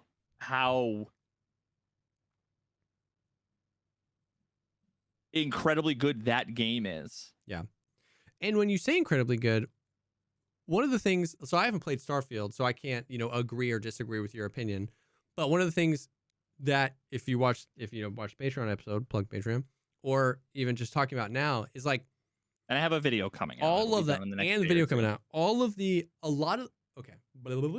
Most of the opinions I see online are always like in reference to something where it's like, Starfield versus Star Citizen or whatever. And like, you're not saying that Baldur's Gate is better because you want to fight dragons, but this game is offering me space. It goes back to like player agency, player choice, details of the world. Like those are the reasons. It's not like, well, yeah, because you wanted Starfield to be a different game. You wanted Starfield to just be the game it was, taking itself seriously. Yeah. Like it's not even all of those things. I didn't even get that far. Yeah. Into like the analysis because I'm trying to think of a way to explain it.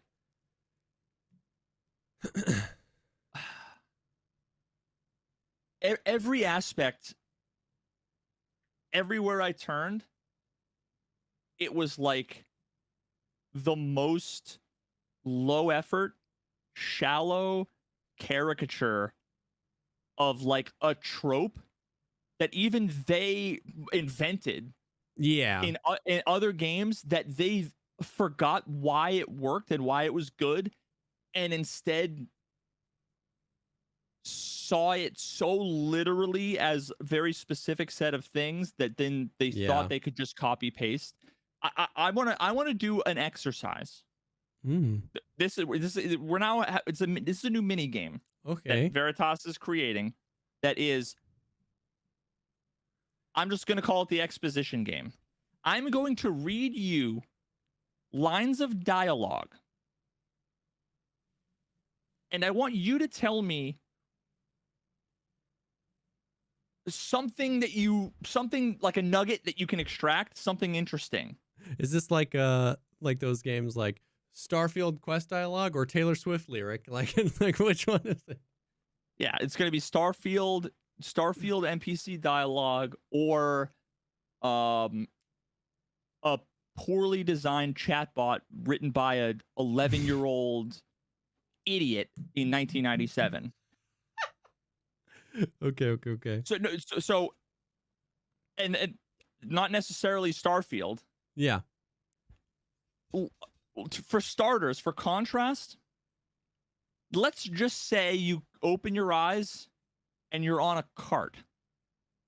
Okay. You're just rolling through a cart. Interesting. Now imagine a character says, "Hey, you're finally awake. You were trying to cross the border, right? walked right into that Imperial ambush, same as us, and that thief over there. Have you, okay, just that one line, Yeah. have you learned anything about the world at all? Yeah. Anything? Yeah. I mean, we are trying to cross the Imperial line, checkpoint, or whatever, which means that there is this empire that controls everything. I'm in some way in opposition to it by trying to cross and getting caught. I've got some comrades with me who are trying to do the same thing. That guy's a douchebag. He's a thief. We don't know why. Damn you, Stormcloaks. Skyrim was fine until you came along. The Empire was nice and lazy. If they hadn't been looking for you, I could have stolen that horse and been halfway to Hammerfell. You there, you and me, we shouldn't be here. It's these Stormcloaks the Empire wants. Mm. Did you learn anything? Yeah, man.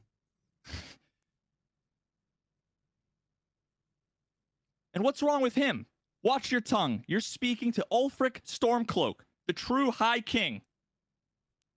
Ulfric, you're the leader of the rebellion. But if they captured you, oh gods, where are they taking us? Hey, what village are you from, horse thief? Why do you care? A Nord's last thoughts should be of home. Does that tell you anything at all about what's going on? Mm-hmm. Okay. Now I'm going to read to you the opening. Now that's the first 45 seconds Of Skyrim. Which is regarded as a slow and boring, largely exposition heavy intro. It's not an amazing intro. Yeah. It's like iconic and it's memorable and we like love it because of the nostalgia. Yeah, for sure. But it's like not great, incredible writing. Other than a Nord's last thought should be of home. I love that line. That's a good line. Now imagine you're on an elevator. Okay. And there's two people that are wearing space suit looking things standing in front of you. There's like an older Asian woman in front of you, and kind of douchey looking, sarcastic, irreverent, younger guy over on the side. Okay. Seals are good. Oxygen's good. Just do what you did last time, and you're fine. Just follow my one simple rule. Okay. Hey, Heller, what's my one simple rule? Listen to Lynn. Boss lady knows best.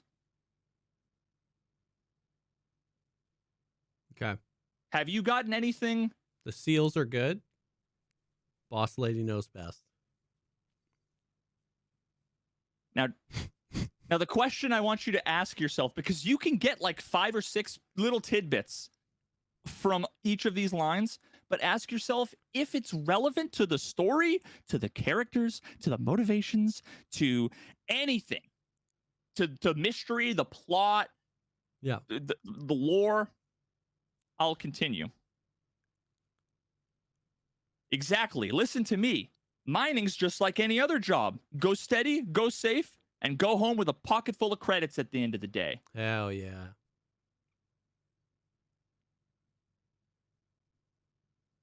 Yeah, totally. It's just like working the Stardock, except with more cave-ins, lasers, and accidental dismemberment. Now that right there would be useful dialogue if like there was a cave-in or an accident or anything that happened in the intro. Oh yeah. None of that happened. Yeah. If it was foreshadowing, the first thing I did when someone was sitting there with a laser, I walked in front of the laser. They didn't react, and they just hit me with the laser, and I stood there, and nothing happened. And they're like, these things can zap holes in the Millennium Falcon. It's funny you say Millennium Falcon, because I'm actually going to reference that after. Now, the way that they're talking to you... Okay. So, yeah, you're going to be just fine. Your first outing was solid. And let's be honest, it's not exactly astrophysics. So wait a minute, why are you talking to me like I have no idea what to expect, what's going on, and I'm brand new when I've done this before? Yeah. Okay. And then she says, yep, that's why I keep him around. Great pep talks. this is the opening dialogue to the game? Question mark. Yeah. It sounds like I haven't played Skyrim in a really long time, but like it sounds like hour 5 dialogue where like remember where you go and like you can choose like your factions, and I don't remember. I chose the faction where I could train archery in the back, and if you like do the training with her, you get archery points. Like it's like that's the like free 5 archery points by just going through the training with her. That's the dialogue where it's like, you know, No, like they were talking about when mining. You're sitting there, yeah. When you're sitting there shooting the targets, the 2 NPCs that don't have any other voice lines are having a side conversation over lunch, and that's what they're saying. Yeah, that's what that sounds like. It's like you're 5 hours into Starfield. You went to go to a mining facility to get like skill points in mining, and that's what they're talking about. Now imagine this was a sitcom where you knew the characters and all of these little things were like side jokes that were like throwbacks or like references to things. But these 2 people are bantering back and forth, making jokes and references to things that are irrelevant. You learn nothing about the world. Like, I'm going to fast forward through and everything is useless. Everything is useless. The fact that I can pinpoint a helium deposit from 300 meters. And then the boss says, yeah, that's not untrue. It's a shame that we won't find any down here, but the metal deposits alone should pay for our own helium. And then after this, we'll have enough jump fuel to bounce from one end of the settled systems to the next. Hey, why am I here? What the are we doing? What's going on? I would be like, do you guys want me to leave? Am I intruding on a private conversation? More minerals, more money, and so the cycle repeats itself. Oh, great. Explain capitalism to me. That's what I want, is for you to explain capitalism. Just make sure there's no more unauthorized jumps to House Faroon space, okay? I'm sorry, what? What the fuck does that mean, man? I literally... I showed this earlier. I was talking about this earlier, and I had the idea. Now I'm gonna put it in. I'm gonna put it in the video. I'm gonna that quote right there. Just no more unauthorized jumps into House Faroon space, okay? And then she goes in the camera. You gotta put she this just Seinfeld. Dude, oh my god! Laugh track. The laugh track. Holy, bro! Like, I feel like what they were going for was the, so I hear you're a pilot. Do you have a good ship? Yeah, I'm the pilot of the Millennium Falcon. It doesn't matter to me. It just matters to me is it a fast ship? You've never heard of the Millennium Falcon? I'm the guy who did the Kessel Run in 12 parsecs. Yeah. You don't have to know what the Kessel Run is. You don't have to know what a parsec is. You know, anybody based on context clues knows he's saying my ship is fast as. Yeah. But it's like the Starfield script writers. They were like, oh, we gotta like manufacture some side lore and just sprinkle it in, and people are gonna be like, oh, it's a living, breathing world. Oh, the richness of the lore. Did you hear about it? The settled systems. Oh, man. House Faroon space authorization. Also, with space stuff specifically, I don't know why, but with everything, I hate when like lore feels better to me when stuff is hard, not easy. I don't like people saying like why am I here if once this one job is done, we have enough credits to get from one side of the settled star system to the next. It's like,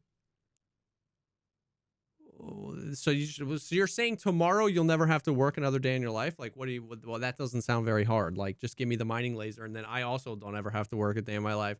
Like, you know what I mean? I like lore that's better. That's like, I don't know if we're gonna make it. You know what I mean? Yeah. And then after this, you're walking slowly for like another 2 minutes. And it's like more, how are we doing on time? Oh, you know, we've got a little bit longer. Do you want me to grab some samples? Yes, I do, but not you. Go check on Isabel. Make sure that she eases up on the breach. I don't feel like getting buried alive today. Who is Isabel? Doesn't matter. What does ease up on the breach? None of it's relevant. None of it matters. You never see any of these characters except for, well, the two characters here you do see later, but there's no payoff. These aren't like, there's no foreshadowing. The whole time your boss is telling you, just be smart, be safe, keep your head on a swivel, you know, whatever. And then randomly they like open up a new area and she goes, all right, like, you're up. And then the other guy who's been like, yeah, we're all, this is super dangerous, you know, been joking around the whole time, is suddenly like, yo, there's like some weird ass gravity readings coming from here. And she's like, shut the fuck up, get in there, hurry up, we're running out of time. And you're like, what? Like, the roles completely switch. And suddenly she gives zero fucks about you. And she's like, get in there, we'll do your job. What are you doing? And he's like, boss, this is, and then you go in and there's some in the wall and you go and you touch it and it's like blah, zooms out to like a galaxy. You see a weird hologram and then blah, zooms back in and you're like waking up and your boss is like, you all right? You still fine? Fine. Like, we don't give a whatever. She's holding the thing that you just almost died touching, which I think has some relevance to the story, but it's not. If they wanted it, if they wanted that to be relevant, then actually like draw attention to it. Yeah. Well, we saw Tony go pick the thing up without, wait, you touched that and that's what you up? Because Tony went over and picked it up and he's fine. Yeah. Now you know, like, oh, was it special, me? Am I something? special? Yeah. But instead, when the elevator's coming down, before you know about any of this stuff, she says, I got a good feeling about you. I think you're special. And then like 18 minutes later is when you get zapped by the alien magic or whatever. And then like, so suddenly she's all like, you know, we got someone coming. We got to get the thing. It's like, have you just been lying to me this whole time? Yeah. Where you're like, slow and steady, take it easy. And then all of a sudden it's like, we're all going to die if you don't get this done in 3 minutes. No, not even we're all gonna die. It was like the whole corporate, like, I need to make $1 million. We get a client, get in there, and whatever. Like, I'm totally gonna disregard any of the safety concerns, blah blah blah. And then she's like, okay, we gotta go up and meet the client. Okay. Now you know how Skyrim has the moment where you come out of the cave after the intro and they're dragging overhead and you're like looking out at the, you know, incredible scene that was like an incredible scene for 2004 or whatever the fuck the game came out, right? It was just like, holy shit, this is beautiful. It looks amazing. And your homeboy that you know, escaped with is like, yo, let's split up, meet me in Whiterun or whatever. You know, you're on your own and you're just like, holy shit, like, I'm starting this life. Starting a brand new life over again after I just literally had my head on the chopping block. The axe was coming down. All this shit happened. And it's like, now what am I going to do? Right.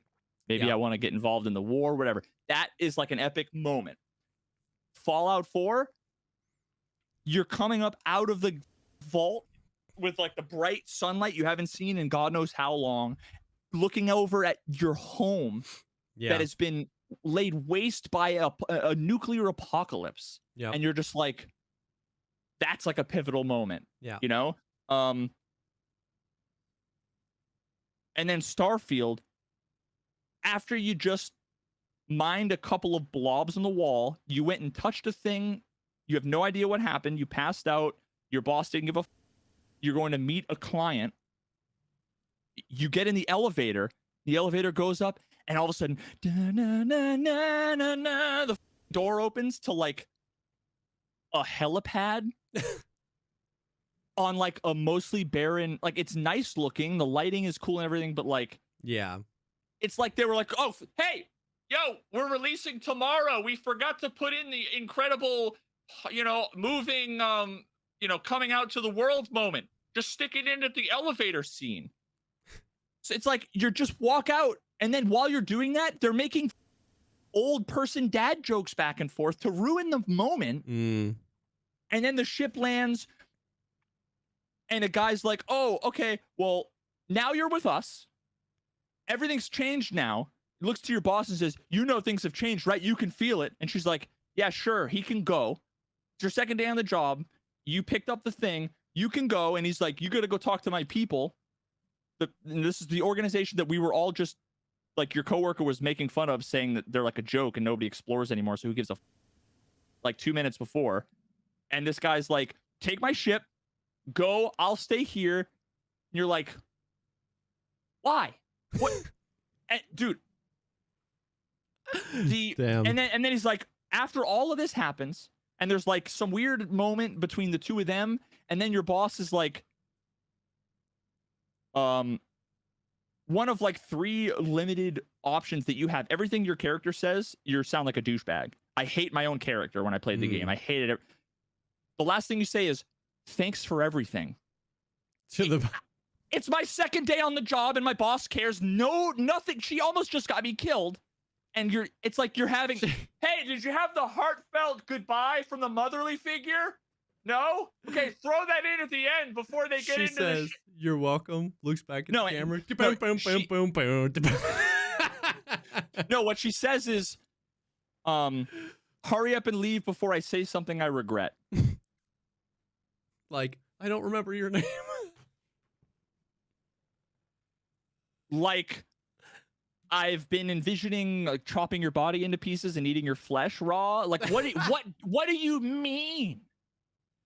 Before, it's like this is what I mean. It's like a caricature. Yeah. It's like they just were like, and then the guy who's, you know, must be important, right? He's like, do you have any questions? And I want to pull up the list of dialogue options because it actually makes me want to vomit.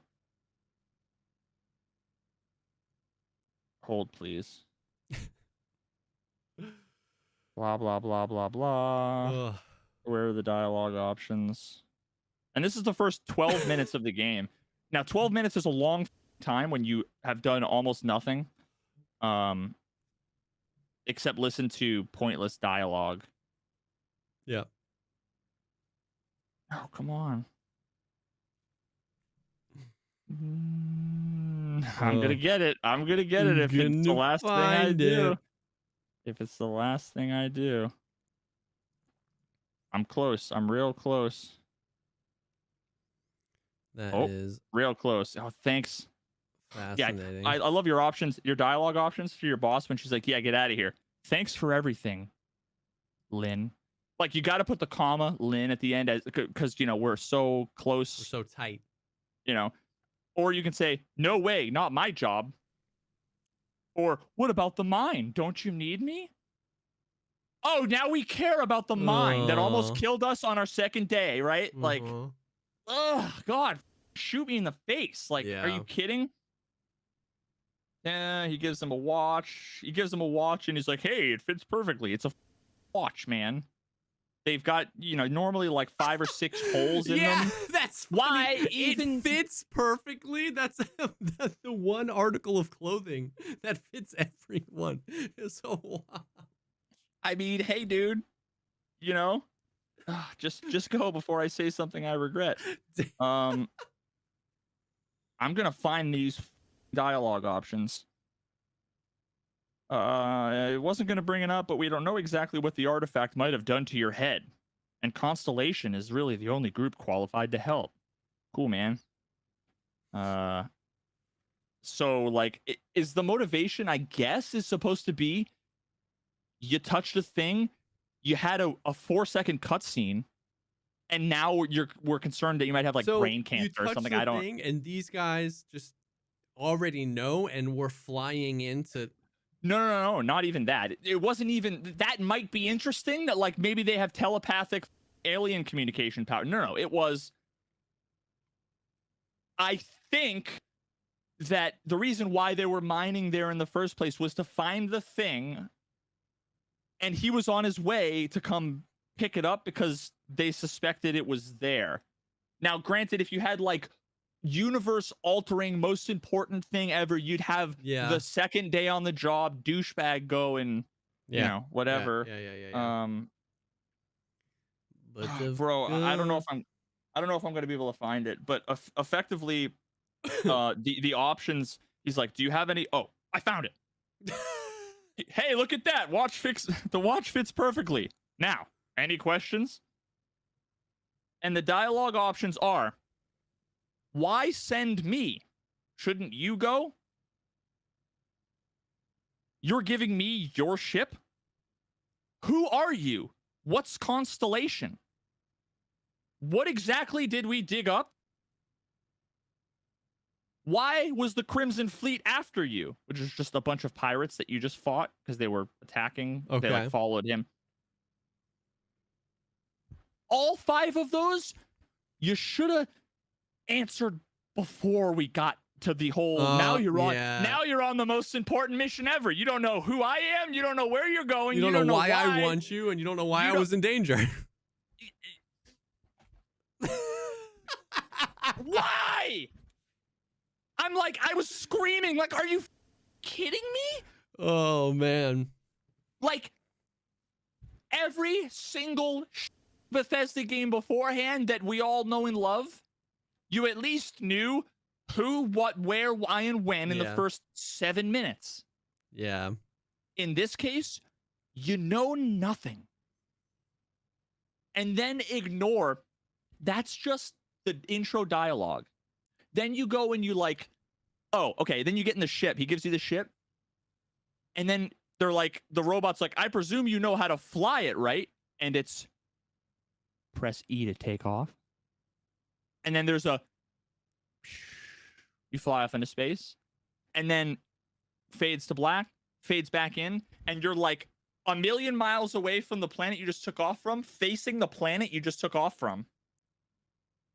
That right there, imagine if you were like, that's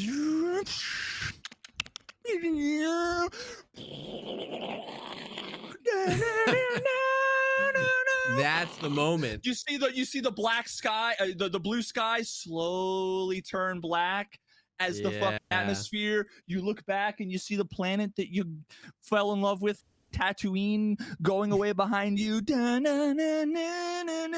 Instead, it's just a little quick cutscene, you know, fade. And it's like, well, because they need a mini cutscene and a fade to black loading screen because you don't actually fly the ships on planets at all. Yeah. That would have been the perfect moment for the epic moment. Yeah. Emerging into the vastness and wonder of space. Yeah. You go and you fight some pirates. You can't sneak. You can't convince anybody of anything. Everything you do fails. Your robot companion makes dad jokes the entire time and then constantly boxes you into corners so that you can't move ever. I'm like looking everywhere, every inch of the environment. It's all junk that has 1 credit's worth of value. Styrofoam cup, pen, Post-it notes. It's just all junk. I got to the point where I'm like, I looked through like 9 rooms and there wasn't a single item. No lore, no anything. So I'm like, well, great. I'm no longer looking at anything. Yeah. Finally, the first room I come to that's locked, it's like, you don't have any digipicks, which are the lock picks, which I didn't know. I'm like, oh, I passed up 97 of those because they all look like every other piece of junk out there. Yep. I left the DNA testers behind too. Am I going to need those later, or are they just 7 credit blocks of pixels? Yep. Right. So you can't do anything. The robot's constantly in your way. At one point, I was like, Vasco, the robot, is going to come in clutch. I want to get up there in Skyrim fashion. I don't know how to get there, and I'm annoyed, so I just want to like jump one pixel at a time. And I was like, I'm just going to get up on the ledge this way. Vasco, come on over here. I go to jump on him, whoop, fall right through his head. There's no collision on top. There's only collision there so that it boxes you in the corner. So he pushes you around.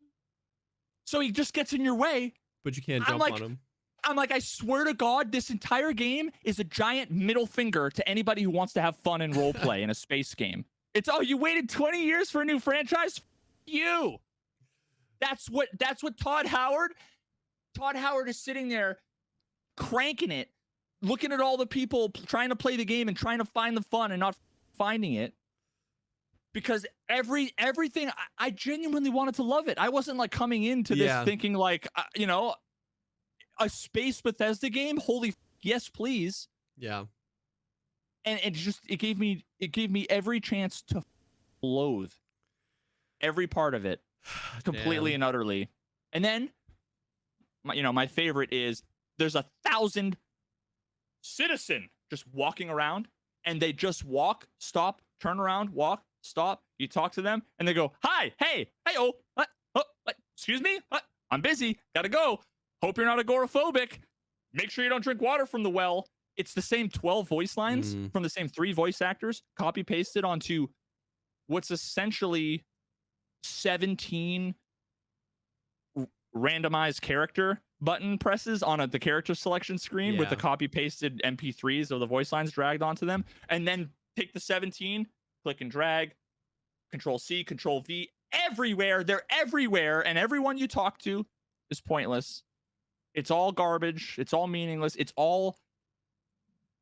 not even like as shallow as a kiddie pool.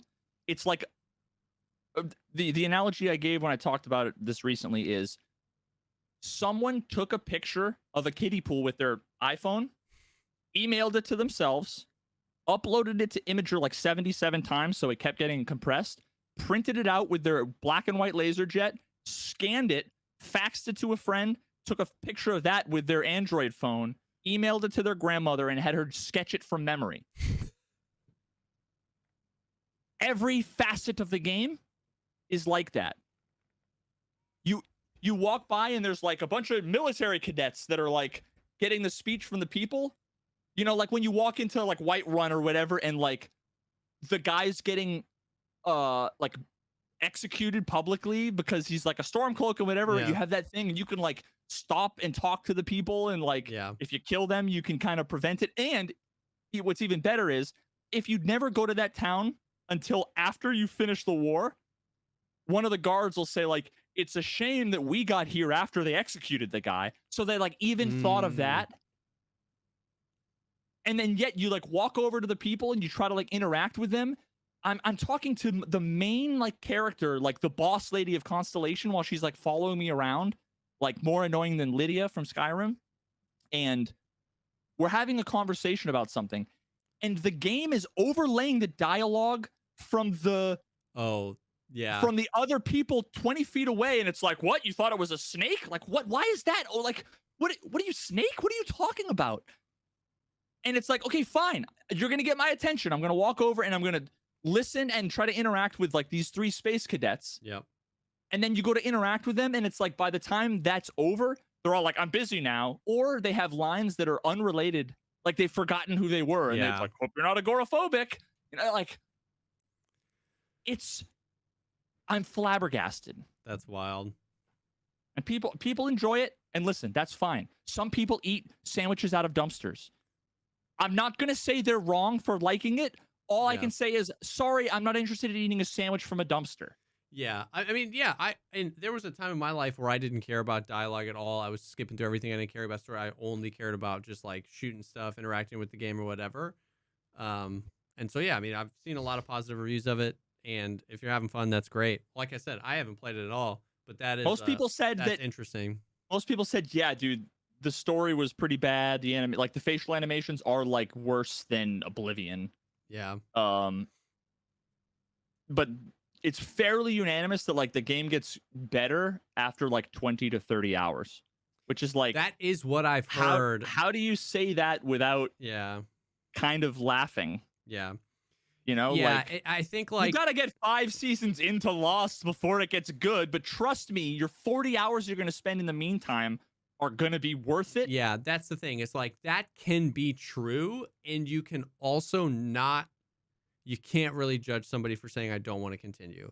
Like it can absolutely be true that like 20 hours in, 15 hours in, 30 hours in, it's like things start picking up. It's super fun. It becomes super engaging, but it's like,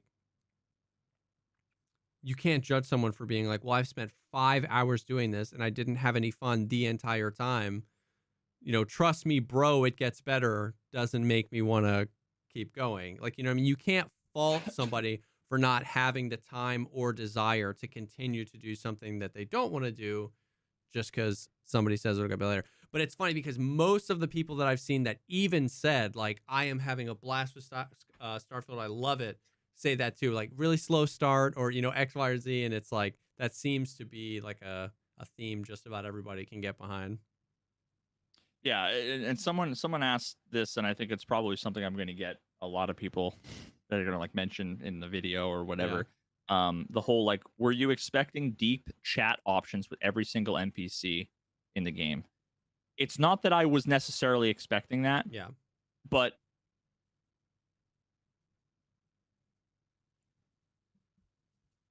let me compare it to Baldur's Gate. Yeah.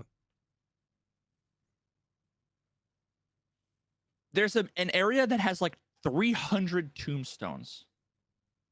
You walk up to every tombstone, and there's the main like incredible voiceover artist. Yeah.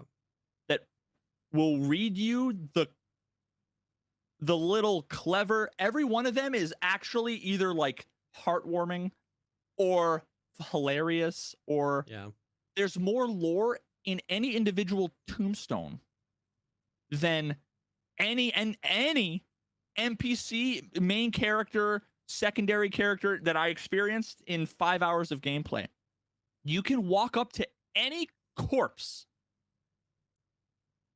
and cast Speak with the Dead, and they will give you lore about your active quests, mysteries in the area, things about themselves, funny jokes, whatever. You can cast Speak with Animals and walk up to any rat, any pig, any cow. And there's a rich, deep voice acting with facial animations that look realistic, more realistic. A pig has more, unironically, it's incredibly good. There's like this one puzzle that I solved by casting Speak with Animals, which I played like 50 hours, never even knowing that was a thing you could do. Yeah. And yet when I discovered it, it opened up like 100 hours of gameplay. Yeah. Because now you can solve problems by like, oh, the guy isn't telling you the information you want. Talk to his cat in the other room. Yeah. And they'll give you a little mini quest to go get the milk from the other room. And they're all like, hello, measly ape man, like, that's I am a cat, you are my.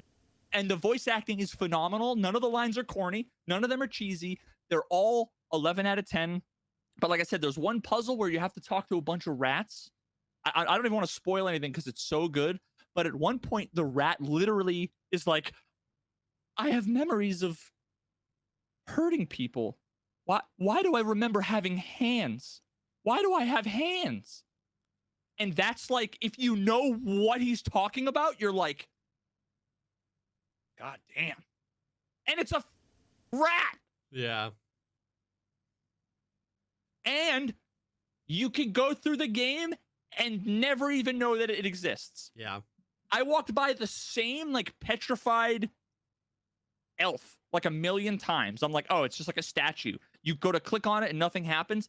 But if you attack it, a 30-foot tall beholder with 74 eyes comes out and it's like, yo, you f***ed up. And you're like, whoa, what the f-?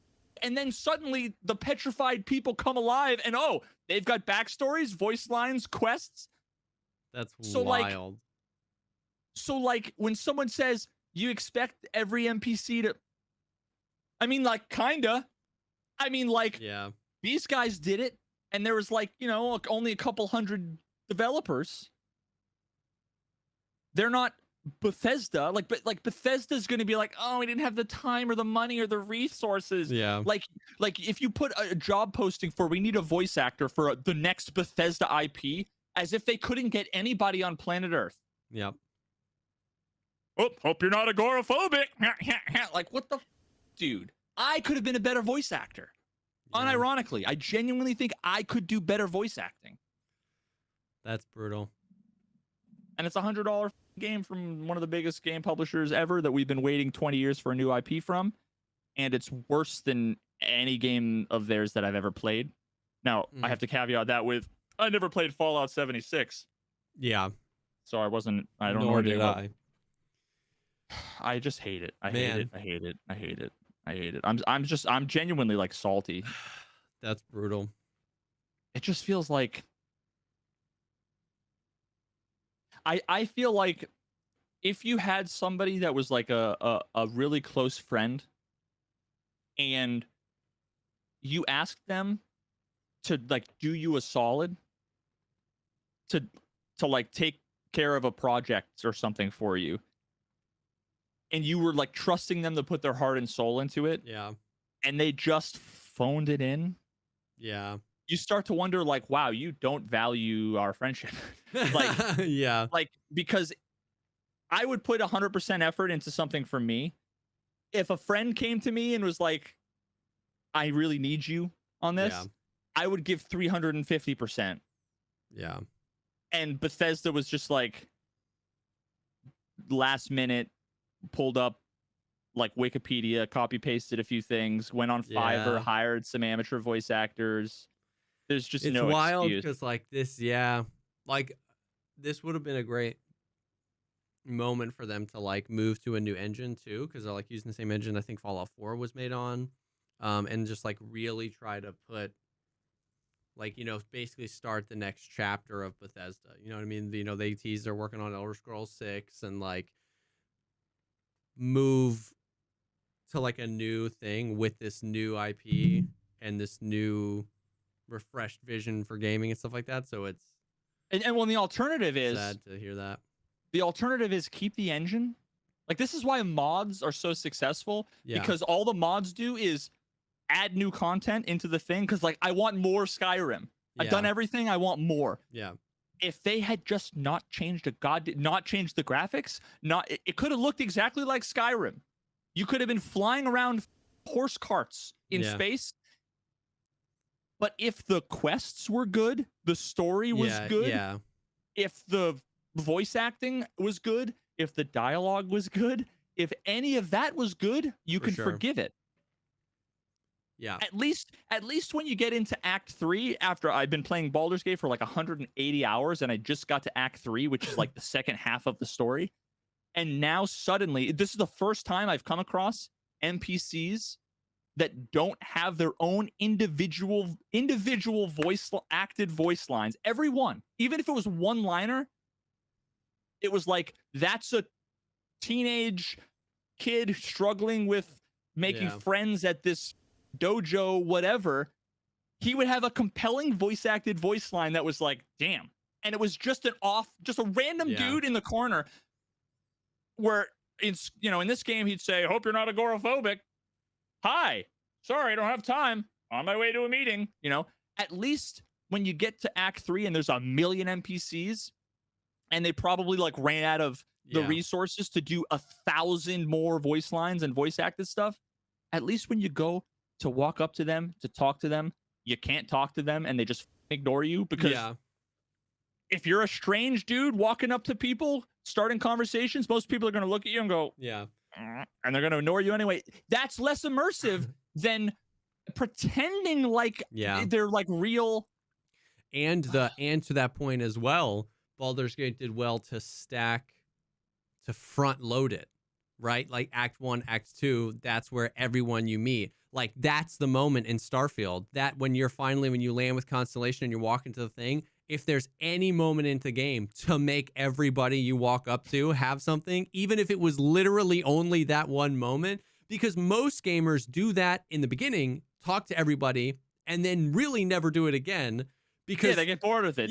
So it's like, that's the moment you give every single person on that walk a compelling backstory and you voice act that, and then you basically don't have to do nearly that much work. And it feels, because it just lowers you into the world with like a real steady descent into it where you can learn and learn and learn and learn, and then it flips and you want to explore. Don't talk to me.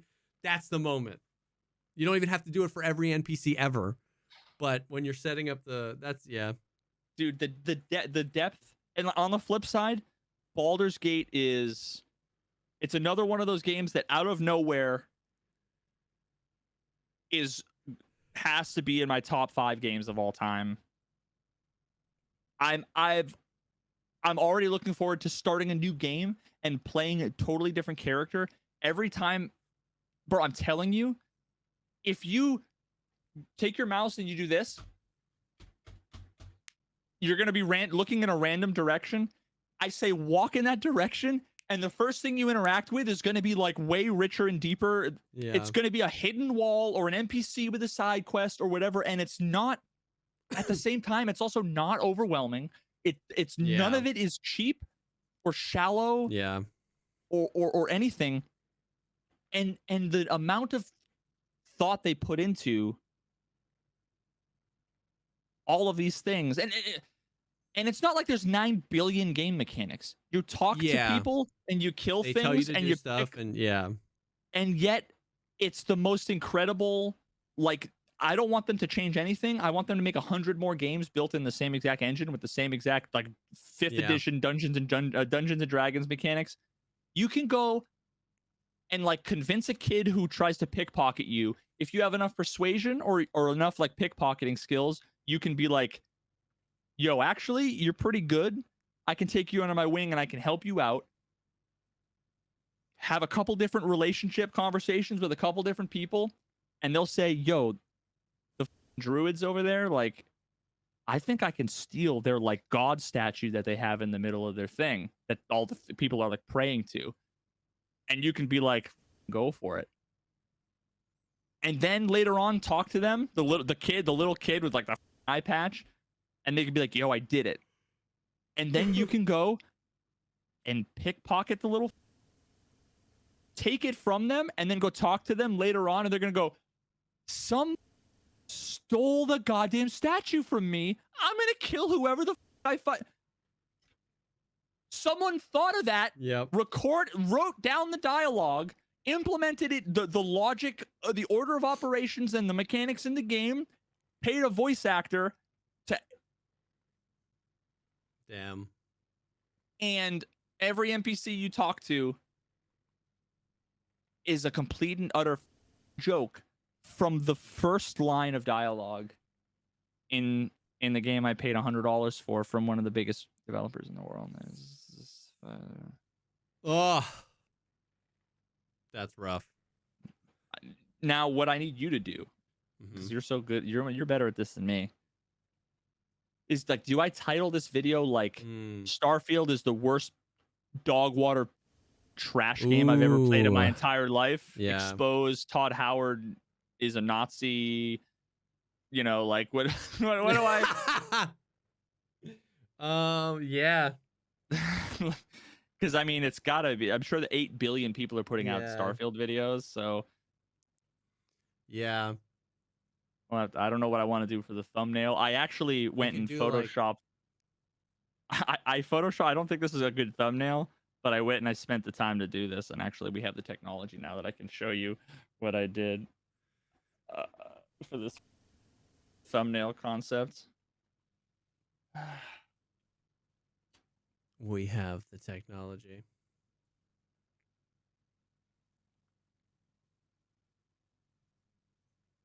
Oh, that's a great thumbnail. You know how long it took me to like find a word with like an odd number of letters? Yeah. That was like, yo, that's a good thumbnail. You think, dude? I do. Okay. That's the thumbnail. But like on mobile. That's the thumbnail. And the title is Starfield is terrible, even if you're having fun.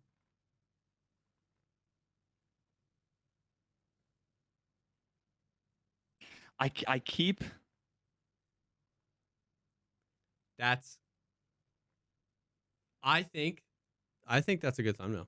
So like the thesis is like, even if you're enjoying the game, it's because like it's dog and like because your qualms with the game aren't I can't 1,000 planets, but some of them don't have this. Like your qualms with the game aren't what most people's qualms with the game are. Like so people got butthurt about like the planet thing, or like so many people were comparing it to like No Man's Sky or Star Citizen. But like your thesis for this is like, for a Bethesda game, for the company that made us fall in love with RPGs, my generation fall in love with RPGs and want to talk to NPCs and think that a game should have good story, and that has been perfected by other developers. So even if you're having fun, And so the reason I think that title works is because I think it's true. Like, I think you believe that it's true. And then also it makes everybody want to click on it, right? Because if you see Starfield is terrible and you agree with it, you want to click on it. And if you see Starfield is terrible, even if you're having fun, and because you disagree because you think I am having fun, you're gonna want to click on it. Yeah. All right. I That's like it. Yeah, that was just the first thing that popped into my head. You definitely don't have to use it. I keep Or maybe wanting to swap come out to terrible. Starfield is bad. Starfield is a bad game. Yeah, Starfield. Yeah, it's a bad game. Yeah, even if you're having fun or something like that. Starfield sucks, even if you're having fun. Starfield is a bad game, even if you're having fun. Actually, might be better. Oh, wait. I know it's hard to see because it's black here, but like, Yeah. this would be the title. Starfield is a bad game, and then in parentheses. Yeah, even if you're having fun. Even if you're having fun. Yeah. Like you're having. I guess the point is you're having fun in spite of the game doing everything it possibly can to sabotage that. Yeah. But I keep wanting to go back to, and although I'm pretty sure it's like I'm pretty sure it's a like maybe it's what H Bomber Guy has a series that has like this pattern, but I keep wanting to say Starfield is a bad game, and here's why. Yeah. Isn't the whole comma and here's why? Yeah, Isn't that? I think it is H Bomber Guy. God, that's so good. It's such a good. And here's why. Yeah. I'm so tempted to like follow that pattern because I have like the the like you don't know X with like the Diablo thing, and I'm like I really wanted to. I think Do you think that my biggest problem though is that like don't you think on mobile is it that like iconic of a thumbnail? I mean, sorry, of a logo yet that like people would recognize this branding as being about Starfield? I think so. Do I need to put like PewDiePie like hog face, Mr. like Beast in the bottom right corner? Head, yeah, hands on head. I think it wouldn't be a bad idea to have another thumbnail locked in the chamber, but I think it's clean. I think the other thing is like you make it really small, but most people are on mobile with their phone 4 inches from their actual eyeballs. So it's like text is readable, you know what I mean, on mobile like that. Like I think the clarity of it, I think the fact that the text Oh, I also did this. Overhyped. I think disappointing is really good. I think that the text invokes the logo of Starfield. I think the image is very space and very I don't know. I'm no YouTube guru, but I think that's a really good thumbnail. Like that's a thumbnail I would click on. Just put Starfield sucks in parentheses under the rectangle. Yeah. Maybe if you made the whole like disappointing in text like a little bigger, try to make it just like stretch a little bit closer to the frame, but I think that's a compelling thumbnail. And I think it goes with the title well because it's like I think disappointing is a good word because I think disappointing is a good word for like 8 different reasons, honestly.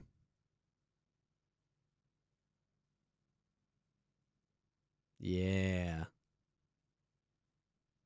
Center that B up. Dude. Something like that. Ship it. In my opinion. Just draw boobs or something. Yep. Yeah, I'm trying to work that algorithm. You know, just Dude, you gotta do it. Put some boobs on the thumbnail. Yep. Starfield sucks, and here's why. Gone sexual. Yeah. Starfield sucks. Gone sexual, and it just has Todd Howard with. Never mind. You could put Todd Howard's face like and lower the opacity and make him like a planet or something in the background. People love to meme on Tom Howard. I think it's good. I think it's a good thumbnail. I could just do a dumpster and then a fire. Mm-hmm. Listen, imagine just a dumpster fire, arrow, Starfield. Just dude, if when you launch the video, if it's not doing well, there's no harm in just like going weird with it. Yeah. Well, I think it's good though. Hopefully that'll be out in the next couple of days. Okay. Well, That's crazy. Well, that is the stuff. Tarkov's Quest Starfield. and Starfield are dumpster fires.